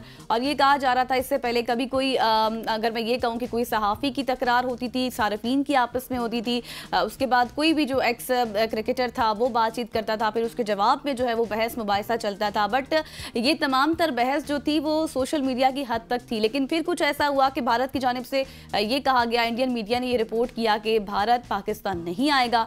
और फिर जो है पाकिस्तान का भी जो स्टांस था वो काफ़ी सख्त रहा। चेयरमैन पीसीबी मोहसिन नकवी ने कहा कि अगर वाकई ऐसा है तो तहरीरी तौर पर लिख कर दिया जाए, बताया जाए, और कोई सोलिड और वैलिड रीजंस के साथ बताया जाए कि आखिर वजह क्या है। क्योंकि अगर बाकी टीमें पाकिस्तान आ सकती हैं तो वाई नॉट भारत, इंडिया क्यों नहीं आ सकता। और फिर उसके बाद जाहिर है अब एक मेल की गई है आईसीसी को, जो है इस मुतालिक पूछा गया है बाकायदा तौर पर पीसीबी की जानिब से कि भारत से जो है इंडिया से बीसीसीआई से ये पूछा जाए कि क्या मामलात हैं, और बाकायदा तौर पर एक सवालनामा भी दिया गया है। लेकिन अब क्या पाकिस्तान का जिस तरह से मौक़िफ़ हम देख रहे हैं, स्टांस बिल्कुल इनफ इज इनफ वाली बात है कि आना है तो आओ, वरना दूसरी टीमों के ऊपर भी गौर शुरू कर दिया गया। आई थिंक सो उसमें वेस्ट इंडीज़ है दूसरी टीमों में बुलाने में। वैसे वो तो आईसीसी गौर करेगी। अब देखते हैं कि पाकिस्तान के खत के जवाब में आईसीसी क्या कहती है। इसी तमाम इशू के ऊपर बात करने के लिए हमारे साथ दो सीनियर स्पोर्ट्स जर्नलिस्ट मौजूद हैं। पाकिस्तान से हमें ज्वाइन किया है शाहिद हाशमी साहब ने, सीनियर स्पोर्ट्स हैं, और इंडिया से हमारे साथ मौजूद है अविनाश शर्मा जो कि नोएडा में मौजूद हैं। आप दोनों को खुश आमदीद कहते हैं, वेलकम कहते हैं। Thank you so much for joining us. सबसे पहले शाहिद भाई से स्टार्ट करूंगा। शाहिद भाई बताइएगा कि इस वक्त चैंपियंस ट्रॉफी के मामलात आपके सामने हैं। पाकिस्तान गवर्नमेंट ने भी एक सख्त मौक़िफ़ अपनाने के लिए पाकिस्तान क्रिकेट बोर्ड के साथ बिल्कुल वो खड़ी नज़र आती है। क्या होने जा रहा है, आपके पास अंदर की खबरें क्या हैं? आईसीसी के कोर्ट में है गेंद। पाकिस्तान ने इस दफा सख्त मौक़िफ़ इख्तियार किया है, इसलिए कि भारत हमेशा स्पोर्ट्स में पॉलिटिक्स को शामिल करता है। और ठीक है, मामला दोनों मुल्कों के ख़राब हैं पॉलिटिकली, डिप्लोमेटिकली, लेकिन स्पोर्ट्स होता है, क्रिकेट है। पाकिस्तान ने हमेशा सर झुकाकर बात सुनी भी है और बात को पूरा भी किया है। 2016 में पाकिस्तान की मर्दों की, पाकिस्तान की ख़वातीन की टीम गई, बावजूद इसके कि इंतहा पसंदों की तरफ से काफ़ी धमकियां थीं। धर्मशाला का मैच कोलकाता शिफ्ट करना पड़ा, उसके बावजूद पाकिस्तान ने मैच खेला और बड़ी अच्छा वर्ल्ड कप हुआ। इसी तरह फिर पाकिस्तान ने 2023 के वर्ल्ड कप में जाके इंडिया में खेला, बावजूद इसके कि एशिया कप उन्होंने हाइब्रिड मॉडल पर करवा दिया। उस वक्त पाकिस्तान ने हाइब्रिड मॉडल इसलिए मंजूर किया कि पाकिस्तान को उम्मीद थी कि 2023 के ओडीआई वर्ल्ड कप के बाद भारत चैंपियंस ट्रॉफी में अपना मौक़िफ़ तब्दील करेगा, आएगा। सितंबर 2021 में जब चैंपियंस ट्रॉफी एलोकेट हुई थी, उसके बाद से कभी भी भारत ने ये हिंट नहीं दिया कि हम नहीं खेलने आएंगे। ऑल्दो कि ये इम्प्लाई होता है, हमेशा यही होता है कि जी इंडिया को अपनी गवर्नमेंट से इजाज़त दरकार होती है पाकिस्तान आने के लिए। लेकिन अब पाकिस्तान क्रिकेट बोर्ड का मौक़िफ़ बहुत सख्त है। एक दफ़ा ये करके देख लिया जाए कि चैंपियंस ट्रॉफी में अगर भारत नहीं आता तो पाकिस्तान भी इसको होस्ट करने के लिए पूरी तरह तैयार है। हाइब्रिड मॉडल नहीं करेगा। लेकिन वो जो बात आपने की कि भारत की जगह कोई और आ जाए, तो माइनस भारत नहीं हो सकता। माइनस भारत ना पाकिस्तान सोचेगा ना आईसीसी सोचेगा, इसलिए कि सारा पैसा तो भारत की तरफ से आता है, ब्रॉडकास्टर भारत की तरफ से। ये ऐसा ही होगा कि जब गली में क्रिकेट होती है तो एक बच्चा बैट और बॉल लेके आता है, उस बच्चे को आप बैट और बॉल जो लेके आता है उसको आप क्रिकेट से नहीं निकाल सकते, उसको आपको मैच में रखना है। तो भारत माइनस भारत तस्वुर भी नहीं किया जा सकता। ठीक है, अविनाश आप बताइएगा, जिस तरह के शाहिद साहब ने कहा कि माइनस भारत तो नहीं होगा, लेकिन पाकिस्तान की अब एक पॉलिसी है कि इनफ इज इनफ। हमेशा अच्छे जेस्टर्स का मुजाहरा किया गया है पाकिस्तान की जानिब से। लेकिन अविनाश आप ये बताएं कि वजह क्या है, क्यों इंडिया जो है वो पाकिस्तान आने से गुरेज कर रहा है, क्यों नहीं आना चाहता? देखिए, वजह तो अब तक ऐसा कोई पुख्ता वजह कोई सामने तो अब तक आई नहीं है या बताई नहीं गई है कि क्या असल कारण है जिस वजह से टीम इंडिया को अलाउ नहीं किया जा रहा है। ऑब्वियसली सिक्योरिटी का ही हवाला देकर के हर बार ये बात कही जाती है कि सिक्योरिटी कंसर्न्स ही है जिसकी वजह से टीम इंडिया पाकिस्तान ट्रैवल नहीं कर रही है। चाहे आप लास्ट ईयर के एशिया कप की बात कर ले या इस बार अगले साल जो चैंपियंस ट्रॉफी होनी है उसकी बात की जा रही है। लेकिन अगर आप थोड़े समय में थोड़ा पीछे जाते हैं, जब जनरल इलेक्शंस नहीं हुए थे, तो उस वक्त के जो इस इलेक्शन के पहले जो स्पोर्ट्स मिनिस्टर थे अनुराग ठाकुर, उन्होंने टाइम एंड अगेन बार बार ये बोला था कि इंडिया की टीम चैंपियंस ट्रॉफी के लिए ट्रैवल नहीं करेगी। और गवर्नमेंट सेम है, भले ही स्पोर्ट्स मिनिस्टर चेंज हो गए हैं, बट स्टांस जो है वो गवर्नमेंट का ऑलमोस्ट इस मामले में सिमिलर ही दिखता है, उसमें कोई तब्दीली नहीं नजर आ रही है। तो सिक्योरिटी का ही एक हवाला फिर से दिया जा सकता है। अब जैसा अभी बताया गया है या खबरें जो आ रही है, उसमें जाहिर तौर पर आईसीसी के थ्रू पूछा जा रहा है, पीसीबी के द्वारा, कि असल में रीजन तो बताए आईसीसी, बीसीसीआई और इंडिया की किस वजह से टीम इंडिया को अलाउ नहीं किया जा रहा है ट्रैवल करने के लिए पाकिस्तान। तो शायद उम्मीद करते हैं कि अगर कोई ठोस रीजन है, सॉलिड रीजन है, तो वो बीसीसीआई या इंडियन गवर्नमेंट आईसीसी को देगी, या इंडियन गवर्नमेंट बीसीसीआई को रिप्लाई करेगी और बीसीसीआई फिर अपने लेटर में आईसीसी को भेज सकती है। लेकिन जैसे शाहिद आसमी साहब ने बताया, वो बहुत बड़ी बात है कि बिना इंडिया के कोई भी आईसीसी का मेजर टूर्नामेंट नहीं हो सकता है, because a lot of money is involved, a lot of stakeholders are wanting India to participate in an ICC event. अच्छा शाहिद भाई, मुझे ये बताइएगा कि जिस तरह अविनाश कह रहे हैं इंडिया के बगैर नहीं हो सकता, लेकिन मुझे ये बताइए कि क्या पाकिस्तान के बगैर इवेंट हो सकता है? कुछ खबरें ये भी आ रही हैं कि इवेंट सारा साउथ अफ्रीका में शिफ्ट किया जाएगा, उसके बाद पाकिस्तान बायकॉट कर सकता है। तो पाकिस्तान और इंडिया ये एक हकीकत है क्रिकेट की दुनिया में, और क्रिकेट इन दोनों ममालिक के बगैर नहीं हो सकता। अगर इंडिया पाकिस्तान की राइवलरी ना हो तो वर्ल्ड कप का मज़ा नहीं आता। तो क्या समझते हैं, आईसीसी का इवेंट खटाई में पड़ता हुआ फिर आपको नजर आएगा? क्योंकि अगर इंडिया नहीं आता तो फिर 2026 का क्रिकेट जो T20 वर्ल्ड कप है वो भी फिर इसी तरह से अधूरा रह जाएगा। बिल्कुल ऐसा ही है। पाकिस्तान और इंडिया के बगैर तस्वुर ही नहीं है किसी भी आईसीसी टूर्नामेंट का, और जो सबसे बड़ा मैच होता है वो पाकिस्तान और इंडिया का ही मैच होता है। और इसीलिए बहुत से लोगों का ये ख्याल है कि आईसीसी भी नहीं चाहता कि पाकिस्तान और इंडिया की बायलैटरल क्रिकेट हो। अगर बायलैटरल क्रिकेट हर दूसरे साल या हर साल होगी तो वो जो चार्म आईसीसी इवेंट्स के मैच का होता है, पाक भारत मैच का, वो खत्म हो जाएगा। तो पाकिस्तान और भारत के बगैर मुमकिन नहीं है। और ये जो साउथ अफ्रीका की बातें, ये भी इंडियन मीडिया की तरफ से आई है। कल रात को मेरी क्रिकेट साउथ अफ्रीका वालों से, ऑफिशियल से बात हुई, मोलिस्की साहब से, जो उनके चीफ एग्जीक्यूटिव हैं। उन्होंने कहा हमें अभी तक कोई ऐसा इंडिया नहीं दिया गया। अब ये साउथ अफ्रीका का शोशा भी आप देखें कि किस लिए आया है। इसलिए कि मैं एक शो में था इंडिया में, तो वहाँ पे जब ये बातें होने लगी कि दुबई में तो भारत के लिए दुबई तो अच्छा नहीं है, मुबारक ही नहीं है। उनकी टीम 2021 के सेमीफाइनल तक नहीं पहुंची T20 वर्ल्ड कप में।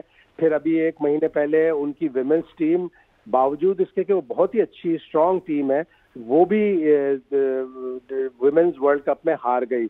और ये कमाल हुआ कि उनके लिए यूएई इतना अच्छा नहीं है। तो अब वो बातें साउथ अफ्रीका की कर रहे हैं। अब हो सकता है थोड़े अरसे बाद वो कह दे नहीं श्रीलंका में होगा, फिर थोड़े अरसे बाद वो कह दे कि नहीं जी चैंपियंस ट्रॉफी तो अब ऑस्ट्रेलिया में होगी। तो ये सारी चीजें इंडियन मीडिया की तरफ से आ रही होती हैं। अभी तक आईसीसी ने या किसी ने ऐसा कोई फैसला नहीं किया। अब आईसीसी इस स्टैंड ऑफ को कैसे डील करती है उसके लिए बड़ा मुश्किल है, इसलिए कि आईसीसी मेंबर्स बोर्ड है। पाकिस्तान क्रिकेट बोर्ड भी आईसीसी है, बीसीसीआई भी आईसीसी है, क्रिकेट ऑस्ट्रेलिया भी आईसीसी है। उसकी गवर्नेंस बहुत ही वीक है, तो उनको अब फैसला करना है और बगैर इंडिया के ज़ाहिर फैसला कर भी नहीं सकते। लेकिन अगर बीसीसीआई ने सिक्योरिटी वजह बनाई है तो ये वैलिड रीजन इसलिए नहीं होगा कि इंग्लैंड की टीम पिछले 2 साल में 3 दफा आ चुकी है, 2 दफा टेस्ट खेलने, 1 दफा 7 T20 खेल कर गई। ऑस्ट्रेलिया की टीम 2022 में आ चुकी है, न्यूजीलैंड की टीम 3 दफा आ चुकी है। और ये वो टीमें हैं जो जिनको सिक्योरिटी के खदशात हर जगह होते हैं, और वो बहुत ज्यादा सिक्योरिटी के ऊपर तवज्जो देते हैं और अपनी सिक्योरिटी टीमें भी भेजते हैं। भारत भी अपनी सिक्योरिटी टीम भेज ले और चेक कर ले, लेकिन जब एक मौक़िफ़ है शुरू से ही कि नहीं जी नहीं, हमने पाकिस्तान तो नहीं जाना, तो फिर उसको चेंज करना बड़ा मुश्किल होगा। अब ये आईसीसी के ऊपर है कि वो उसको किस तरह बीसीसीआई बताता है, सिक्योरिटी जो है वो एक्सेप्टेबल रीजन नहीं होगा पाकिस्तान। अच्छा अविनाश, ये बताएं कि जैसे अभी शाहिद साहब कह रहे थे कि आपको याद होगा कि डेलीगेशन भी एक आया था आईसीसी का, जिसने तमाम तर सूरत हाल का जायजा लिया था, स्टेडियम्स के ऊपर काम जारी है और सेटिस्फेक्शन का इजहार किया था और फिर उसके बाद गया था। अब जैसे शाहिद साहब ने कहा कि अगर भारत को कोई इस तरह के तहफ़्फ़ुज़ात हैं तो अपनी आप टीम भेज के इस चीज़ को कंफर्म कर लें कि ऐसी कोई जो है सिक्योरिटी इशू यहाँ पर नहीं है, क्योंकि बाकी टीम्स भी तो आ रही हैं। देखिए बिल्कुल, अगर उसकी बात होगी, अपनी एक टीम भेजने की बात होगी तो जाहिर तौर पर कर सकते हैं, लेकिन it all boils down to what the government wishes. ये हम कह सकते हैं आपस में बैठ करके करते हुए, चर्चा करते हुए, डिबेट करते हुए, बट गवर्नमेंट की क्या विश है वो काफी ज्यादा इंपॉर्टेंट हो जाती है इस पूरे मुद्दे पर, क्योंकि कहीं ना कहीं हम अगर ध्यान दें तो गवर्नमेंट का जो स्टांस है वो थोड़ा सा स्ट्रांग रहता है। पिछले आप 10 सालों की बात करें तो वहां पर काफी ज्यादा स्ट्रांग स्टांस मेंटेन किया हुआ है इस गवर्नमेंट ने, और एक परसेप्शन है, आप अगर पूरा का पूरा पॉलिटिकल एजेंडा भी उठा करके देखें इस गवर्नमेंट का तो वो काफी ज्यादा इन लाइंस पर टो करती है और उसकी स्टैंड जो है वो चेंज नहीं हो रही है as far as Pakistan is concern. तो अगर बात होती है कि भाई सिक्योरिटी का कंसर्न है तो ऑब्वियसली टीम जा सकती है, वो विजिट कर सकती है, लेकिन और दूसरी चीज एक बहुत इंपॉर्टेंट है, ये कहना या समझना यहाँ पे ये भी जरूरी हो जाता है कि देखिए इंग्लैंड, ऑस्ट्रेलिया या न्यूजीलैंड की टीमें पाकिस्तान आ रही हैं, विजिट कर रही हैं, वो दूसरा एक मसला हो जाता है। हम इंडिया और पाकिस्तान की जब बात होती है तो यहाँ पर बात हो रही है दो ऐसे नेबर्स की जिन्होंने 3 बड़े वॉर्स आपस में किए हैं, रिलेशंस काफी ज्यादा खट्टे रहते हैं, मीठे बहुत कम रहे हैं, और हमेशा ये क्रॉस बॉर्डर टेररिज्म की बात होती रहती है। यूनाइटेड नेशंस की बात कर ले, हर साल हम देखते हैं और एलिगेशंस एंड काउंटर एलिगेशंस होता रहता है दोनों ही साइड से। तो ये इंडिया और इंग्लैंड के बायलैटरल रिलेशन की बात नहीं है, इंडिया और पाकिस्तान के बायलैटरल रिलेशंस की बात हो रही है, और उसमें काफी ज्यादा अंतर है, ये डिफरेंस है, हमें समझना होगा। लेकिन अगर मैं आपको यहाँ पर इसलिए टोक रही हूँ, जैसे आप रिलेशंस की बात कर रहे हैं, बट आपको नहीं लगता कि क्रिकेट को पॉलिटिसाइज नहीं होना चाहिए?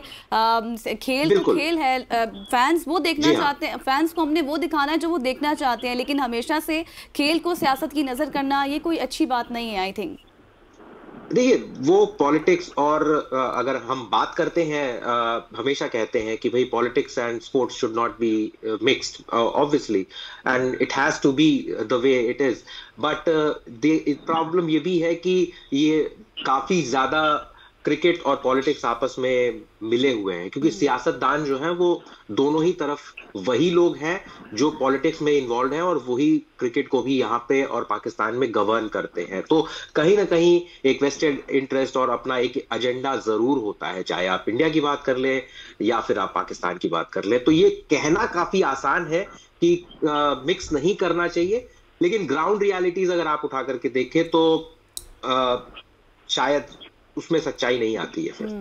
अच्छा शाहिद साहब, मुझे ये बताइएगा कि अब पीसीबी का जो खत है वो आईसीसी को मौसूल हो चुका, डेफिनेटली बीसीसीआई कुछ बताएगा, लेकिन क्या आईसीसी की ये पोजीशन हो सकती है या इन पोजीशन है कि वो थोड़ा सा अपनी कमांड को शो करे और भारत को राजी करे? क्योंकि एक दफ़ा चैंपियंस ट्रॉफी अगर पॉलिटिसाइज हो गई और ये मामला लटक गया तो उसके बाद T20 वर्ल्ड कप भी पॉलिटिसाइज हो सकता है, क्योंकि माजी में भी तो ऐसा हुआ था जब जिम्बाब्वे के हवाले से कुछ इस तरह कॉन्फ्लिक्ट्स हुए थे तो उनको राजी किया गया था।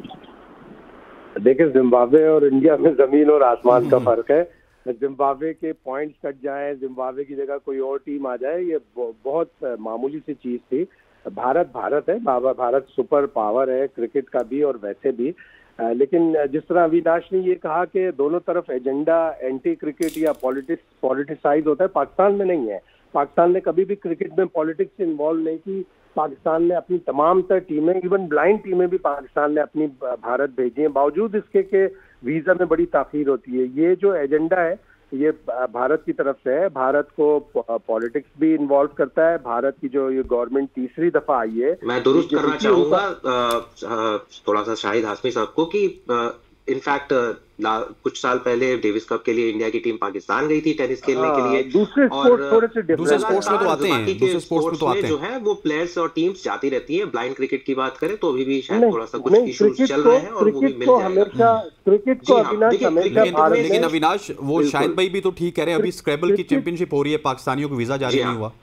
हाँ, क्रिकेट को हमेशा पॉलिटिसाइज भारत की तरफ से किया गया। पाकिस्तान बावजूद अविनाश अभी शायद सुन लेते फिर आपकी तरफ आते हैं। अविनाश एक मिनट। अविनाश, जितने पाकिस्तान को, जितने भारत को सिक्योरिटी फियर्स पाकिस्तान में, उतने ही पाकिस्तान को सिक्योरिटी फियर्स इंडिया में भी है। इंडिया में तो बावजूद इसके कि धमकियां मिलती हैं, इंडिया में एक दफा पिच खोद दी 99 में, उसके बावजूद पाकिस्तान गया। इंडिया में कोलकाता का मैच आया, कोलकाता मैच धर्मशाला से, इसलिए कि एक्सट्रीमिस्ट की तरफ से थ्रेट्स थी। बेपनाह दफा पाकिस्तान भारत गया है और वो बावजूद इसके गया है कि पाकिस्तान को थ्रेट्स थी, जबकि सिक्योरिटी लेवल दोनों टीमों के लिए एक ही, सिक्योरिटी थ्रेट्स दोनों टीमों के लिए एक ही तरह के हैं। लेकिन भारत हमेशा इस तरह करता है। आईसीसी तो कुछ भी नहीं कर सकता भारत का, इसलिए कि आईसीसी को तो चलाता ही भारत है। और कम 1 दिसंबर आईसीसी तो पूरा का पूरा, जय शाह साहब चेयरमैन बन जाएंगे तो फिर तो पूरा का पूरा आईसीसी भारत के मजीद कंट्रोल में आ जाएगा। अभी भी कंट्रोल में ही है। और इंडिया अगर अपने पैसे की बुनियाद पर, अपने क्लाउड की बुनियाद पर डिक्टेट कराता है तो वो गलत है। India being super power of cricket, उनकी टीम तीनों फॉर्मेट की टॉप 3 में शामिल है। उस बुनियाद पर अगर भारत अपना क्लाउड चलाए तो बेहतरीन, पूरी दुनिया को एक्सेप्ट होगा। लेकिन अपने पैसे की बुनियाद पर, अपनी सियासत की बुनियाद पर अगर करेगा तो वो एक्सेप्टेबल नहीं होगा। लेकिन मेंबर बोर्ड्स भी कुछ नहीं कर सकते और आईसीसी भी कुछ नहीं कर सकता। अच्छा अविनाश, आपकी तरफ में आऊंगा। मुझे ये बताइएगा कि जिस तरह शाहिद भाई ने भी कोट किया था, 2016 के T20 वर्ल्ड कप हो, 2023 का क्रिकेट वर्ल्ड कप हो, पाकिस्तान ने हमेशा से ये प्रायोरिटाइज किया कि आईसीसी का कोई भी इवेंट है वो पॉलिटिसाइज ना हो, क्योंकि आईसीसी है तो सारे ही बोर्ड्स हैं और काफ़ी ज़्यादा हम इंडिया पाकिस्तान का मैच देखने में इंजॉय करते हैं। अब मुझे ये बताइएगा कि क्या वजह है कि इंडिया जो है वो पाकिस्तान के इतने अच्छे जस्टिस के बावजूद भी पाकिस्तान नहीं आ रहा? सिर्फ एक सियासत ही है या फिर वहां पे कोई इस तरह के इंटरनल अफेयर्स भी हैं जिसकी वजह से वो प्रेशर बना हुआ है? देखिए, आपने दोनों ही अपने सवाल में ही आपने जवाब दे दिया। इंटरनल अफेयर्स ही है और इसके अलावा कुछ भी नहीं है। अगर आप फैंस की बात करें तो कुछ फैंस जरूर हैं ये जो इस बात से इत्तेफाक रखते हैं कि टीम्स को ट्रैवल नहीं करना चाहिए अनलेस एंड अनटिल आप क्रॉस बॉर्डर टेररिज्म खत्म करें और काफी जो सिक्योरिटी जो इश्यूज होते हैं। अविनाश, क्रॉस बॉर्डर टेररिज्म की तो हमें भी शिकायत हैं, क्रॉस बॉर्डर टेररिज्म बिल्कुल है, सिर्फ एक तरफ से नहीं है। वही मैं कह रहा हूं कि कुछ फैंस का ये मानना है, तो दूसरी तरफ वो फैंस है जो यही कहते हैं कि भाई क्रिकेट को पॉलिटिक्स के साथ आप मिक्स मत कीजिए, टीम्स को भेजिए, ट्रैवल करने के लिए जाने दीजिए, वो खेलते हैं आपस में। एक वो दूसरा मसला है, आप उस मसले पर पॉलिटिक्स को ना लाएं। तो देखिए, दोनों ही तरफ के, दोनों ही ओपिनियन के, व्यू पॉइंट के लोग हैं। ऐसा नहीं है कि कोई रेडिकलाइज्ड सोच है कि जाना चाहिए या नहीं जाना चाहिए। तो फैंस की ओपिनियन यहाँ पर ये भी बताएं कि अब आपको याद होगा, जैसे आप बता रहे हैं, अब एक ही साइकिल है, बोर्ड, प्लेयर्स या फिर हुकूमत, तमाम तर एक दूसरे की बॉल जो है ना कोर्ट में डाल दी जाती है। लेकिन अभी माजी में हमने देखा कि SCO कॉन्फ्रेंस हुई थी और जो फॉरेन मिनिस्टर हैं वो पाकिस्तान आए थे, उसके बाद एक ट्वीट भी किया गया था और काफ़ी सेटिस्फेक्शन उनकी तरफ से हमें नज़र आई थी। तो अगर सिक्योरिटी इश्यूज थे तो फिर फॉरेन मिनिस्टर कैसे आए पाकिस्तान? और अब जैसे जब खेल जो जिसके ऊपर पॉलिटिसाइज, जैसे हमने पहले भी यही बात कर रहे हैं कि सियासत की नज़र खेल को नहीं करना चाहिए, तो फिर खिलाड़ी क्यों नहीं आते? और खिलाड़ियों का इस हवाले से क्या मौक़िफ़ है? क्या वो आना चाहते हैं? उनकी रजामंदी है? देखिए, कुछ दिन पहले शायद सूर्य कुमार यादव से किसी पाकिस्तानी फैन ने पूछा था कि आप क्यों नहीं आ रहे हैं पाकिस्तान, साउथ अफ्रीका में जो इंडिया की T20 टीम गई हुई है। तो सूर्य कुमार यादव का जो जवाब था वही शायद सारे ही भारतीय क्रिकेटर्स का वही जवाब है, हमारे हाथ में नहीं है, प्लेयर्स के हाथ में नहीं है। इनफैक्ट ये फैसला करना बोर्ड के हाथ में भी नहीं है और यहीं पर जो है वो सबसे बड़ा पेंच फंसता है।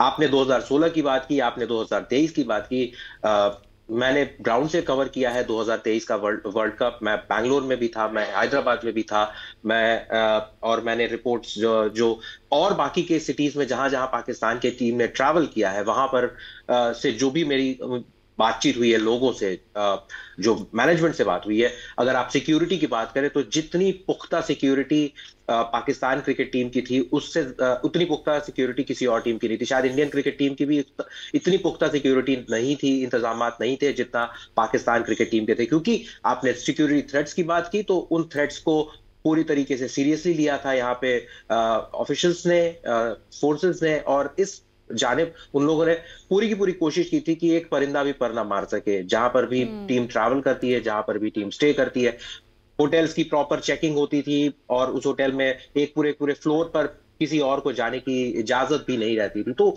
जाहिर तौर पर सिक्योरिटी थ्रेट रहता है और उसको निगेट करने के लिए, उसको कल करने के तरीके हैं, जिसको अगर आप इंडिया की बात करें तो यहाँ पे गवर्नमेंट और एडमिनिस्ट्रेशन पूरी तरीके से उसका ख्याल रखती है। थोड़ा सा कंप्लेंट्स भी आई थी कि प्लेयर्स तो उन्होंने बोला भी था कि हम खुली हवा में सांस भी नहीं ले सकते कि यहाँ पे इतनी ज्यादा बिल्कुल अविनाश ऐसे ही है। और हमारे यहाँ भी एक प्रेसिडेंशियल सिक्योरिटी मिलती है, जिस तरह आप सदारती सिक्योरिटी जिसको कह सकते हैं। शायद भाई आप दोनों से एक सवाल करूंगा, आप भी जवाब दीजिएगा, अविनाश भी जवाब दीजिएगा कि अब मामला आईसीसी के कोर्ट में है, तो क्या आपको ये मामला सुलझते हुए नजर आ रहा है? शायद भी पहले आप देखो, पहले तो मैं बता दूं कि अविनाश बिल्कुल दुरुस्त कह रहे हैं कि बहुत से लोग ऐसे हैं जो चाहते हैं कि पाकिस्तान और भारत की क्रिकेट हो। मैं भी 2023 के वर्ल्ड कप में था, लेकिन आप देखें कितना एंटी पाकिस्तान रवैया था कि वीजा हम लोगों को 2 मैचों के बाद मिला। हमारे पाकिस्तानी फैंस को वीजे तक नहीं मिले, यानी टोटल 4, 5, 8 लोग ही पाकिस्तानी फैंस नजर आते थे मैचों में। पाकिस्तान के अहमदाबाद जैसे ग्राउंड में जहाँ कितना अच्छा माहौल था, 1,30,000 लोग आए, पाकिस्तान और भारत का जबरदस्त मैच हुआ, वहां टोटल 5 या 6 पाकिस्तानी थे। तो ये भी एक एंटी स्पोर्टिंग बिहेवियर था कि पाकिस्तानी फैंस को वीजा ही नहीं देने। अगर आप पाकिस्तानी हैं, इंग्लैंड में रहते हैं, इंग्लैंड में पैदा हुए हैं, लेकिन आपके दादा परदादा कभी पाकिस्तान में पैदा हुए थे, तब भी आपको वीजा पाकिस्तानी पासपोर्ट पे लेना पड़ेगा। तो ये तो बहुत ही, यानी आप डाइवर्ट करने की, महरूम करने की कोशिशें थी। और बावजूद इसके कि अहमदाबाद में इतना अच्छा लोगों का रवैया था, मुझे डर खौफ था कि कहीं मैं पीट ना दिया जाऊं, पिट ना जाऊं, लेकिन एक आदमी ने भी कोई ऐसी जारहियत वाली बात नहीं की। बहुत ही अच्छा लोगों का रवैया एक दूसरे से बहुत ही अच्छा है। लेकिन इस तरह स्पोर्ट्स में पॉलिटिक्स मिक्स करना कि फैंस तक को वीजे ना देना, वो डिसअपॉइंटिंग था। और इतना बड़ा वर्ल्ड कप हुआ, उसमें पाकिस्तानी फैंस नहीं थे, पाकिस्तानी शर्ट अलाउ नहीं थी बिकना ग्राउंड में कि आप पाकिस्तानी शर्ट बेच नहीं सकते। ये बहुत ही मायूस कुन रवैया था, बहुत ही जारहियत से भरपूर रवैया था। और जो क्रॉस बॉर्डर टेररिज्म की बात होती है, जब तक आप बातचीत नहीं करेंगे, पाकिस्तान में तो 1 मिलियन से ज्यादा लोग शहीद हो चुके हैं, हलाक हो चुके हैं 9/11 के बाद से। और इंडिया में भी अगर टेररिज्म का, लेकिन अगर आप ये कहकर बैठ जाओ एक कोने में कि नहीं हम तो पाकिस्तान से बात भी नहीं करेंगे, तो फिर मसले सॉल्व नहीं होंगे और क्रॉस बॉर्डर टेररिज्म का मसला सॉल्व नहीं होगा।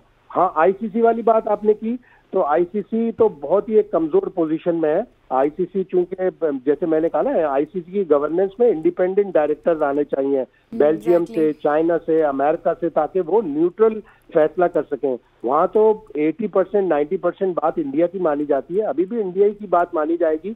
पाकिस्तान को मजबूर किया जाएगा कि 2-3 मैच पाकिस्तान अपनियां करा ले और बाकी मैचेस कहीं बाहर हो जाएं। आईसीसी के सबसे बड़ी प्रेफरेंस यही होगी। ठीक, अविनाश आप क्या कहेंगे इस हवाले से?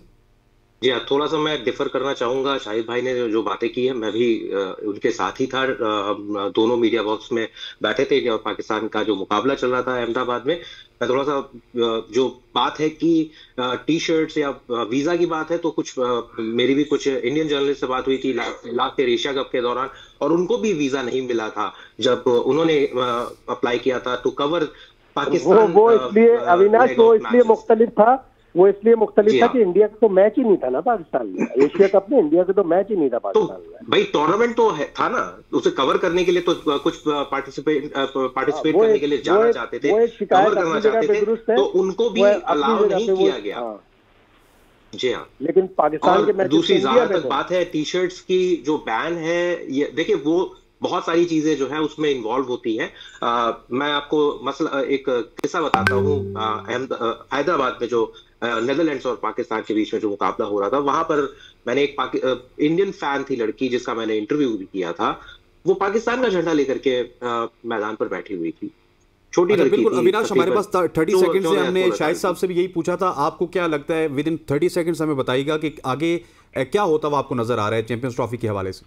देखिए, एमिकेबली तीनों पार्टीज को बैठा करके आईसीसी को बात करना चाहिए। एक टेबल पर अगर तीनों आमने सामने होकर के बात करेंगे तो मुझे लगता है मसले एक टेबल पे बैठ के बात करेंगे है। तो बात हल हो सकती है, ये कहना है अविनाश का। अविनाश, आपको बहुत शुक्रिया। शायद हाशमी साहब हमारे साथ मौजूद थे, senior sports journalist from India and Pakistan.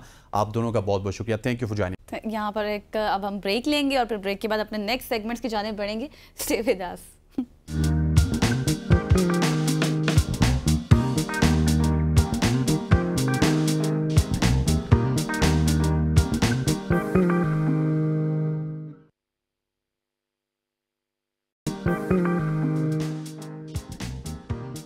Welcome back to show. अब हम बात करेंगे कराची के कुछ तलबा की जिन्होंने मुल्क का नाम रोशन किया है, और ये रोशन किया है टोक्यो बायो रोबोटिक कंपटीशन में, जहां पे तलबा ने दूसरी पोजीशन हासिल की है।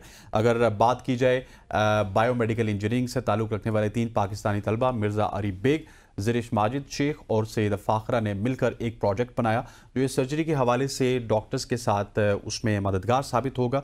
और आज हमारे साथ मौजूद हैं इसी प्रोजेक्ट के निगरान टीचर प्रोफेसर सईद अख्तर साहब। जी हाँ, और हमारे साथ स्टूडेंट भी मौजूद होंगी, हिबा नूर, जिन्होंने इतनी बड़ी अचीवमेंट हासिल की है। तो सबसे पहले सईद अख्तर की जानिब बढ़ते हैं, जो प्रोफेसर हैं हमारे साथ मौजूद, सुबह की सोच। सबसे पहले प्रोफेसर साहब यही बताइएगा कि दूसरी बार कंपटीशन जीता है, बहुत बड़ी अचीवमेंट है, कैसे हुआ ये सब, किस तरह से आपने तैयारी कराई? अस्सलाम वालेकुम जी, थैंक यू वेरी मच, आप लोगों ने टाइम दिया। मैं थोड़ी सी करेक्शन करवाना चाह रहा हूँ इधर। बेसिकली ये जो कंपटीशन था ये इटली में हुआ था, ब्रिशिया में, और ये जो टीम है ये फैसलाबाद सिटी से है, रूट्स आईवी इंटरनेशनल की टीम है ये। Okay, thank you very much sir, बताइएगा प्लीज। जी जी प्लीज। बेसिकली ये WRO है, वर्ल्ड रोबोटिक्स ओलंपियाड। ये काफी सालों से रोबोटिक्स इंटरनेशनल लेवल पे कराते हैं, और पाकिस्तान में तकरीबन 3-4 साल से ये हो रहा है। हमारी टीम जो है उसने लास्ट ईयर पार्टिसिपेट किया था, वो डेनमार्क गई थी और वहां पे भी उन्होंने विन किया था। इस दफा हमारी एक नई टीम थी, और जो कंपटीशन था वो ब्रिशिया इटली में था। हर साल एक डिफरेंट थीम होता है। इस साल जो हमारा थीम अभी चल रहा है वो अर्थ अलाइज है। अर्थ अलाइज के अंदर आपको एक इनोवेटिव रोबोट बनाना पड़ता है जो ऑलरेडी एग्जिस्टिंग ना हो, और वो ह्यूमन बीइंग को कैसे हेल्प आउट कर सकता है, बेसिकली ये थीम था। तो आपको पता है फैसलाबाद जो है इसकी सराउंडिंग्स और ये सारा एग्रीकल्चर एरिया है, और पाकिस्तान में ओवरऑल प्लांटेशन के भी बड़े प्रॉब्लम्स हैं। तो हम लोगों ने, मेरी टीम ने बेसिकली ये डिसाइड किया कि हम एक ऐसा रोबोट बनाएंगे कि जो कि प्लांटेशन में हेल्प करेगा और ह्यूमन एफर्ट को रिड्यूस करेगा। जब भी कोई प्लांटेशन की एक एक्टिविटी चलती है कंट्री में, तो पूरी जो मशीनरी है वो हिलती है। आपको पता है कि लोग जाते हैं, मैनली उसकी डिगिंग करते हैं, प्लांट्स लगाते हैं, वाटरिंग करते हैं, थिंग्स लाइक दैट। तो बड़ा एक प्रॉब्लम हो जाता।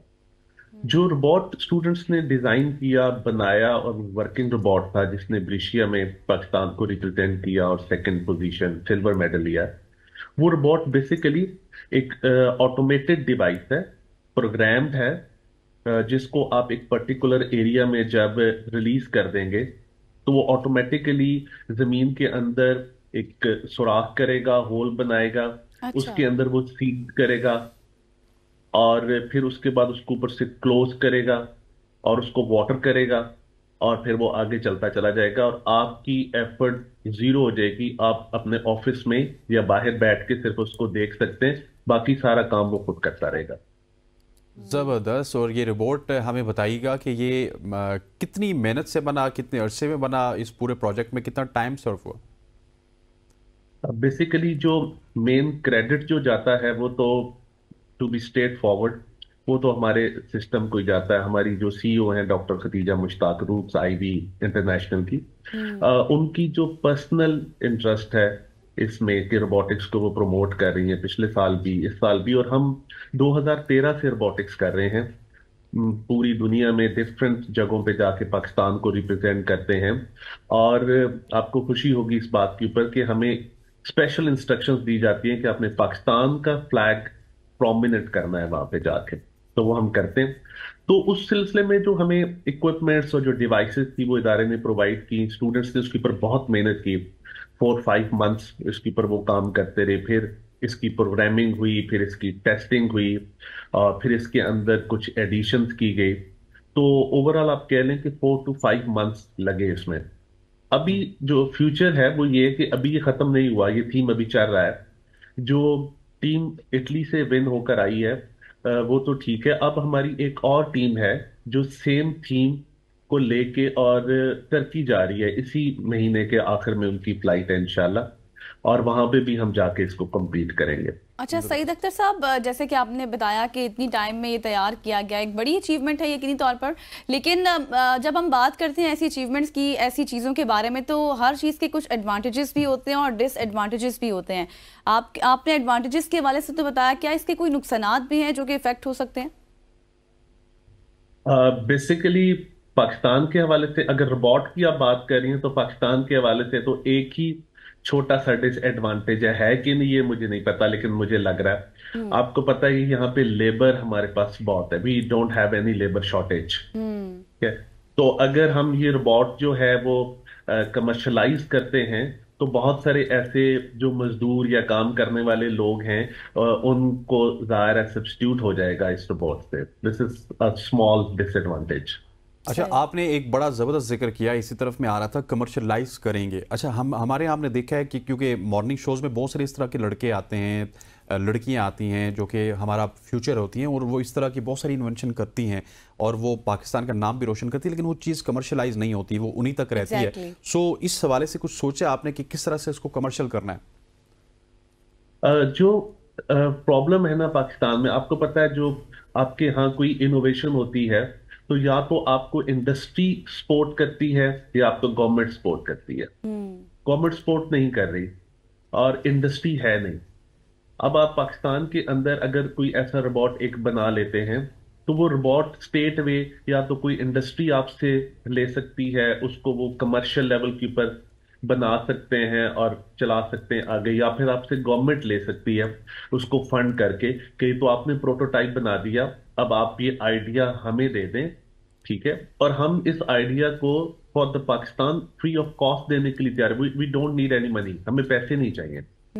हम ये चाहते हैं कि गवर्नमेंट लेवल के ऊपर आप ये हमसे लें टेक्नोलॉजी, आप गवर्नमेंट के इदारों में बनाएं, बाहर से बनवाएं, आप इसको बनाएं और इसको आप अपने जो डिपार्टमेंट्स हैं, जैसे फॉरेस्ट डिपार्टमेंट है, उनके ये बहुत काम आने वाला है, एग्रीकल्चर में बहुत काम आने वाला है, आप उनको दें, और जहां टेक्निकल सपोर्ट मेरी तरफ से चाहिए मैं हाजिर हूं।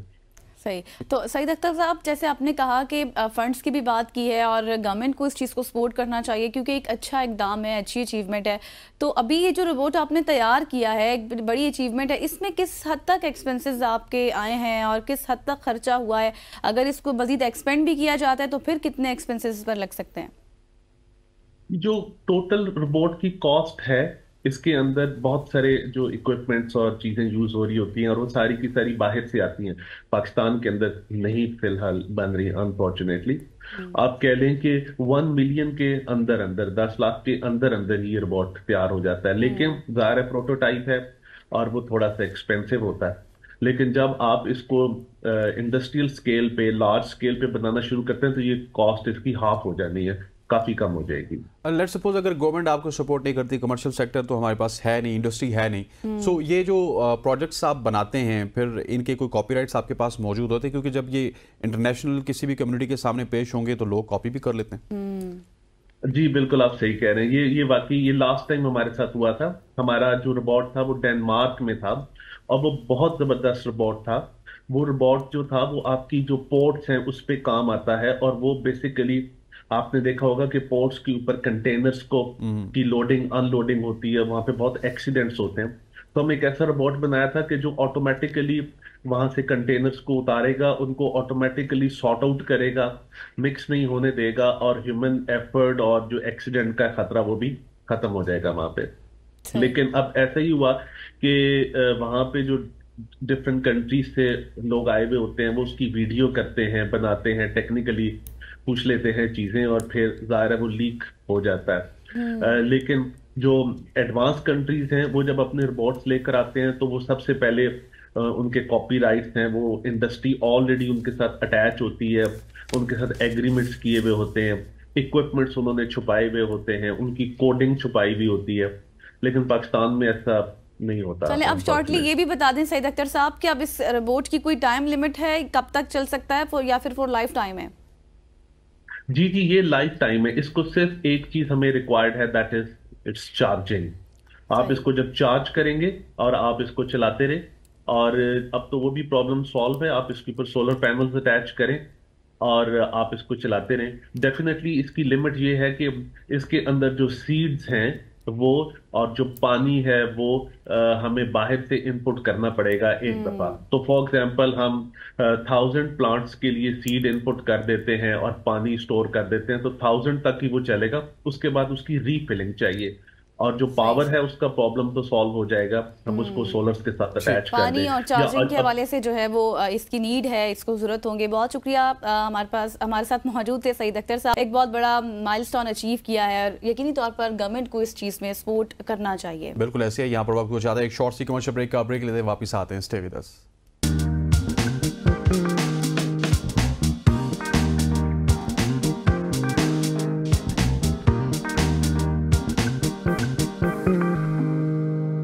Welcome back to show. आज हम बात करेंगे एक मुनफरिद मेहमान से भी जो कि हमारे साथ मौजूद है, जिनका ताल्लुक घुड़सवारी से है और आर्चरी की दुनिया से है, और ये Pakistan horse and mounted archery federation के बानी और सदर भी हैं। मैं बात कर रहा हूँ औरंगजेब मुबशर साहब की, जो कि वर्ल्ड नेज़ाबाजी फेडरेशन में भी नुमायां किरदार अदा करते हैं और आलमी सतह पर पाकिस्तान और कनाडा दोनों की नुमाइंदगी कर चुके हैं। आइए उनसे जानते हैं उनके इस दिलचस्प सफ़र की कहानी। जी हाँ Aurangzeb, welcome to the show. सबसे पहले तो ये बताएं कि ये horse and mounted archery federation का आगाज़ आपने कैसे और कहाँ से किया, कैसे आइडिया आया आपको? देखें जी, सबसे पहले तो बहुत शुक्रिया मुझे अपने प्रोग्राम पे इनवाइट करने के लिए। और PHMAF का जो बैकग्राउंड है जी, वो बेसिकली शुरू होता है कनाडा से, क्योंकि मैं एज अ कैनेडियन नेशनल मैं कैनेडियन हॉर्सबैक आर्चरी फेडरेशन का मेंबर भी हूँ और कैनेडियन टीम के साथ भी खेलता रहा हूँ 3-4 साल। तो मुझे क्योंकि पाकिस्तान में गैप था इस स्पोर्ट को लेके बहुत ज़्यादा, तो मैंने सोचा कि क्यों ना इसको जो हमारी यूथ है, पाकिस्तानी यूथ, उसके अंदर इस स्पोर्ट को कॉमन किया जाए। अब प्रॉब्लम ये है कि ये एक्सपेंसिव स्पोर्ट है, क्योंकि bows and arrows are quite expensive और घोड़े भी होने चाहिए और फिर ट्रैक सेट होते हैं, टारगेट्स बनते हैं। तो मैंने एक ऐसा प्लेटफॉर्म बनाना था जहां से मैं पूरे पाकिस्तान में इस स्पोर्ट को फैला सकूं। तो that is where the Pakistan horse and mounted archery federation foundation was laid. ठीक, अच्छा, ये जो आपने एक पूरी डिटेल भी बताई है, मुझे ये भी बताइएगा कि ये घुड़सवारी आज के ज़माने में, स्पेशली अगर पाकिस्तान की बात की जाए या पूरी दुनिया की बात की जाए, बड़ा महंगा एक खेल है और ये जो शौक रखता है वो इस खेल की तरफ जाता है। सो पाकिस्तान में आप जब आए हैं और यहाँ पे वर्कआउट किया, तो यहाँ पे कितने लोग हैं जो इस खेल के ऊपर आना चाहते हैं, इसको स्टार्ट करना चाहते हैं? देखें, अभी रिसेंटली हमने एक नेशनल वर्कशॉप की थी, उसके अंदर हमारे पास 31 पार्टिसिपेंट्स थे।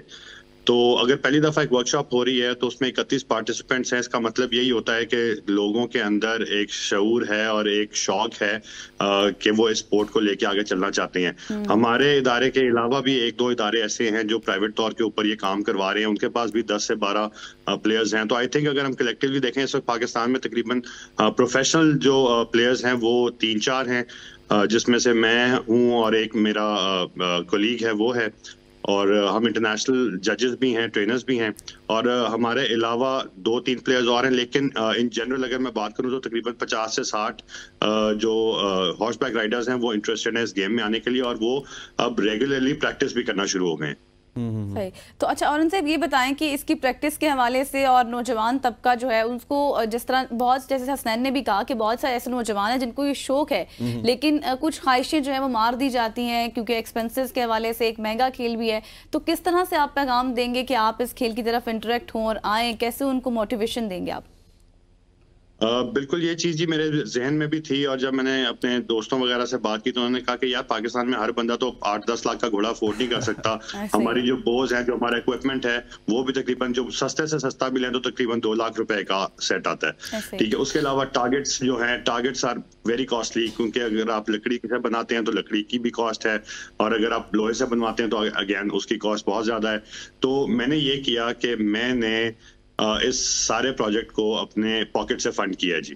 अच्छा। तो हमने जो, हाँ जी, हमारे पास एक तो हमारे पास ऑलरेडी राइडिंग स्कूल अवेलेबल है जी, जो लाहौर के साउथ में है, और वहाँ पे हमारे पास 4 घोड़े हैं जी, और टारगेट्स हैं और ट्रैक है, और हमारे पास इक्विपमेंट भी है। दूसरा हमारा जो ट्रैक है वो लाहौर के साउथ ईस्ट में है, और वहाँ पर हमारे पास घोड़े भी हैं, ट्रैक भी है, इक्विपमेंट भी है, और दोनों जगहों के ऊपर लोगों ने सिर्फ जो मंथली फीस होती है वो पे करनी है, या रजिस्ट्रेशन, एनुअल रजिस्ट्रेशन फेडरेशन की पे करनी है, और वो आके वहाँ पे सीख भी सकते हैं और प्रोफेशनली प्रैक्टिस भी कर सकते हैं अगर उन्होंने करनी है। और वहीं पे हमारे नेशनल जो ट्रायल्स होते हैं वो भी हुआ करेंगे, और जो हमारी इंशाल्लाह अगले वर्ल्ड नोमैड गेम्स की जो टीम है वो भी वहीं से सिलेक्ट होगी। बशर ने, औरंगजेब साहब ने तो आपका काम आसान कर दिया। उन्होंने कहा घोड़ा भी रेंट पे है, इक्विपमेंट भी रेंट पे है, आप जाइए और प्रैक्टिस कीजिए और शौक अपना पूरा कीजिए। 8-10 लाख को नहीं देखना। अच्छा औरंगजेब साहब, मैं आपसे ये सवाल करूंगा कि आपने 2022 में एक वर्ल्ड इवेंट में भी शिरकत की थी एज ए पाकिस्तानी कैनेडियन, उस हवाले से हमें बताइएगा वो कैसा एक्सपीरियंस रहा था आपका? जी वो था जी वर्ल्ड नोमैड गेम्स 2022, वो टर्की में हुई थी जी। तो नोमैड गेम्स जो हैं वो बेसिकली ओलंपिक्स ही होती हैं जी, लेकिन वो ट्रेडिशनल स्पोर्ट्स की होती हैं। उसमें पूरी दुनिया से तकरीबन 3 से 3.5 हज़ार एथलीट्स आते हैं, तकरीबन कोई 90 के करीब कंट्रीज पार्टिसिपेट करते हैं। और मैं क्योंकि उस वक्त कनाडा से खेल रहा था, कैनेडियन टीम में भी था और नेशनल ओपन में भी सिलेक्ट हो गया था, तो जो मेरे मेंटोर हैं और जो प्रेसिडेंट थे फेडरेशन के, उन्होंने मुझे कहा कि आप जो है ना, आप क्वालिफाई करते हो जाने के लिए, तो I think you should go. तो जब मैं, उससे पहले मैं 2 इवेंट्स कनाडा की तरफ से ऑलरेडी कर चुका था, तो obviously this was a big platform, तो मैंने हामी भर ली और मैं चला गया। तो मेरे लिए that was something, you know, it was out of the ordinary जी, क्योंकि मैं, जब आप ये स्पोर्ट करते हैं, क्योंकि it is one of their national sports, वहां से शुरू होती है एंड सारा सेंट्रल एशिया कवर करते हुए मंगोलिया तक जाती है।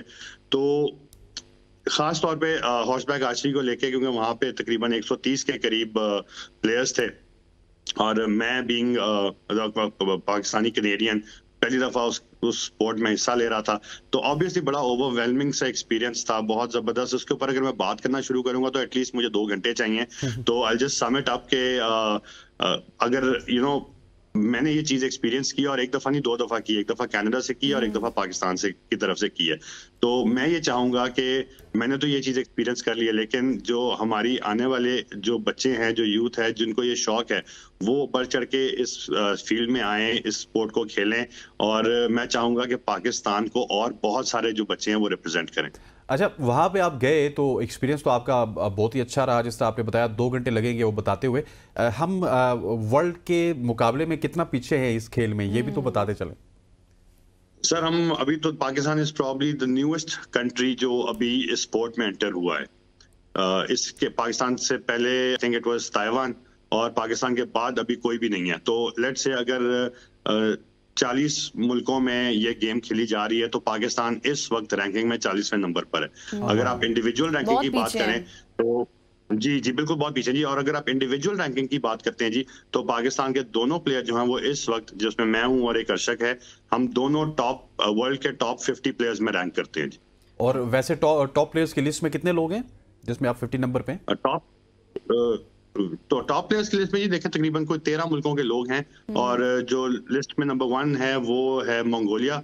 नंबर 2 के ऊपर नॉर्मली फ्रांस होता है जी, क्योंकि फ्रांस में सरप्राइजिंगली ये गेम बहुत ज्यादा खेली जाती है। नंबर 3 पे इट्स आइदर इंडोनेशिया और टर्की, तो बस वो फिर इसी तरह, और then it's Uzbekistan, Tajikistan, Turkmenistan, ये सारे सेंट्रल एशियन कंट्रीज। और ये भी 100 खिलाड़ियों की लिस्ट होती होगी ना? हाँ एग्जैक्टली, 100 खिलाड़ियों की लिस्ट होती है, 120 खिलाड़ियों की लिस्ट होती है। हाँ 120 खिलाड़ियों की लिस्ट में अगर औरंगजेब 50वें नंबर पे है तो that is a quite achievement. Exactly. अच्छा औरंगजेब, ये भी सम अप करके ये भी बताएं कि यकीनी तौर पर, जैसे मैं अब आपकी ये पिक्चर्स और वीडियोस भी स्क्रीन पर चल रही हैं, देख रही हूँ, मुझे तो थोड़ा सा देख के भी मुश्किल लग रहा है, तो इसकी टेक्निक्स क्या है? एक नया नौजवान या फिर अगर कोई आता है बिल्कुल फ्रेश, तो उसके लिए क्या टेक्निक्स होंगी, थोड़ा सम अप करके बताएं। जी इसके लिए जी सबसे पहले तो घुड़सवारी आना बहुत जरूरी है, और अगर आपको घुड़सवारी नहीं आती है तो वो सीखनी पड़ेगी। और उसके बाद आपको अपने घोड़े के ऊपर बैलेंस जो है उसको बड़ा बरकरार रखना पड़ता है, बिकॉज आप सिर्फ टांगों से घोड़े को कंट्रोल कर रहे होते हैं, घोड़े की जो रास्ते होती हैं वो आपके हाथ में नहीं होती हैं। और घोड़ा जो है वो तकरीबन आप समझें कि 35 से 40 किलोमीटर की स्पीड पे भाग रहा होता है, कभी कभी इससे ज्यादा भी होती है जी, तकरीबन 60 किलोमीटर फी घंटा की स्पीड पे भी घोड़ा जाता है। और आपने बैलेंस आपने बरकरार रखना होता है, और आपने ये देखना है कि आप टारगेट की तरफ जो आपका एम है बो का, वो किस तरह का है, क्योंकि आपने 12 से 15 सेकंड के अंदर 120 मीटर का रन घोड़े के ऊपर पूरा करना होता है, जिसमें आपके पास मिनिमम 2 टारगेट्स और मैक्सिमम 5 टारगेट्स तक के ट्रैक्स होते हैं। तो आपकी शूटिंग स्पीड जो है वो बहुत तेज होनी चाहिए। तो इसका मतलब ये है कि अगर आप 15 सेकंड के अंदर एटलीस्ट 8 एरोज शूट करते हैं, या चलें 6 एरोज भी शूट करते हैं, तो आप इस गेम के लिए क्वालिफाई कर सकते हैं। तो उसको वो जो प्रैक्टिस है आपकी, जो बो एंड एरो से ग्राउंड के ऊपर प्रैक्टिस करना, कंट्रोल एक तो आपके घोड़े के ऊपर होना चाहिए, दूसरा ये है कि प्रैक्टिस होनी चाहिए। स्टार्ट आप यहाँ से लें, और मुझे तो खुद भी बहुत शौक है, लेकिन मुझे डर भी बहुत लगता है। चलिए जी, औरंगजेब आपका बहुत बहुत शुक्रिया, thank you so much for joining us. तरीके से औरंगजेब हमें गाइड कर रहे थे ख़वातीन हज़रात। आज की सुबह की सोच से इतना ही। मुझे गज़ल को और हमारी पूरी प्रोडक्शन टीम को इजाज़त दीजिए। अल्लाह हाफ़िज़।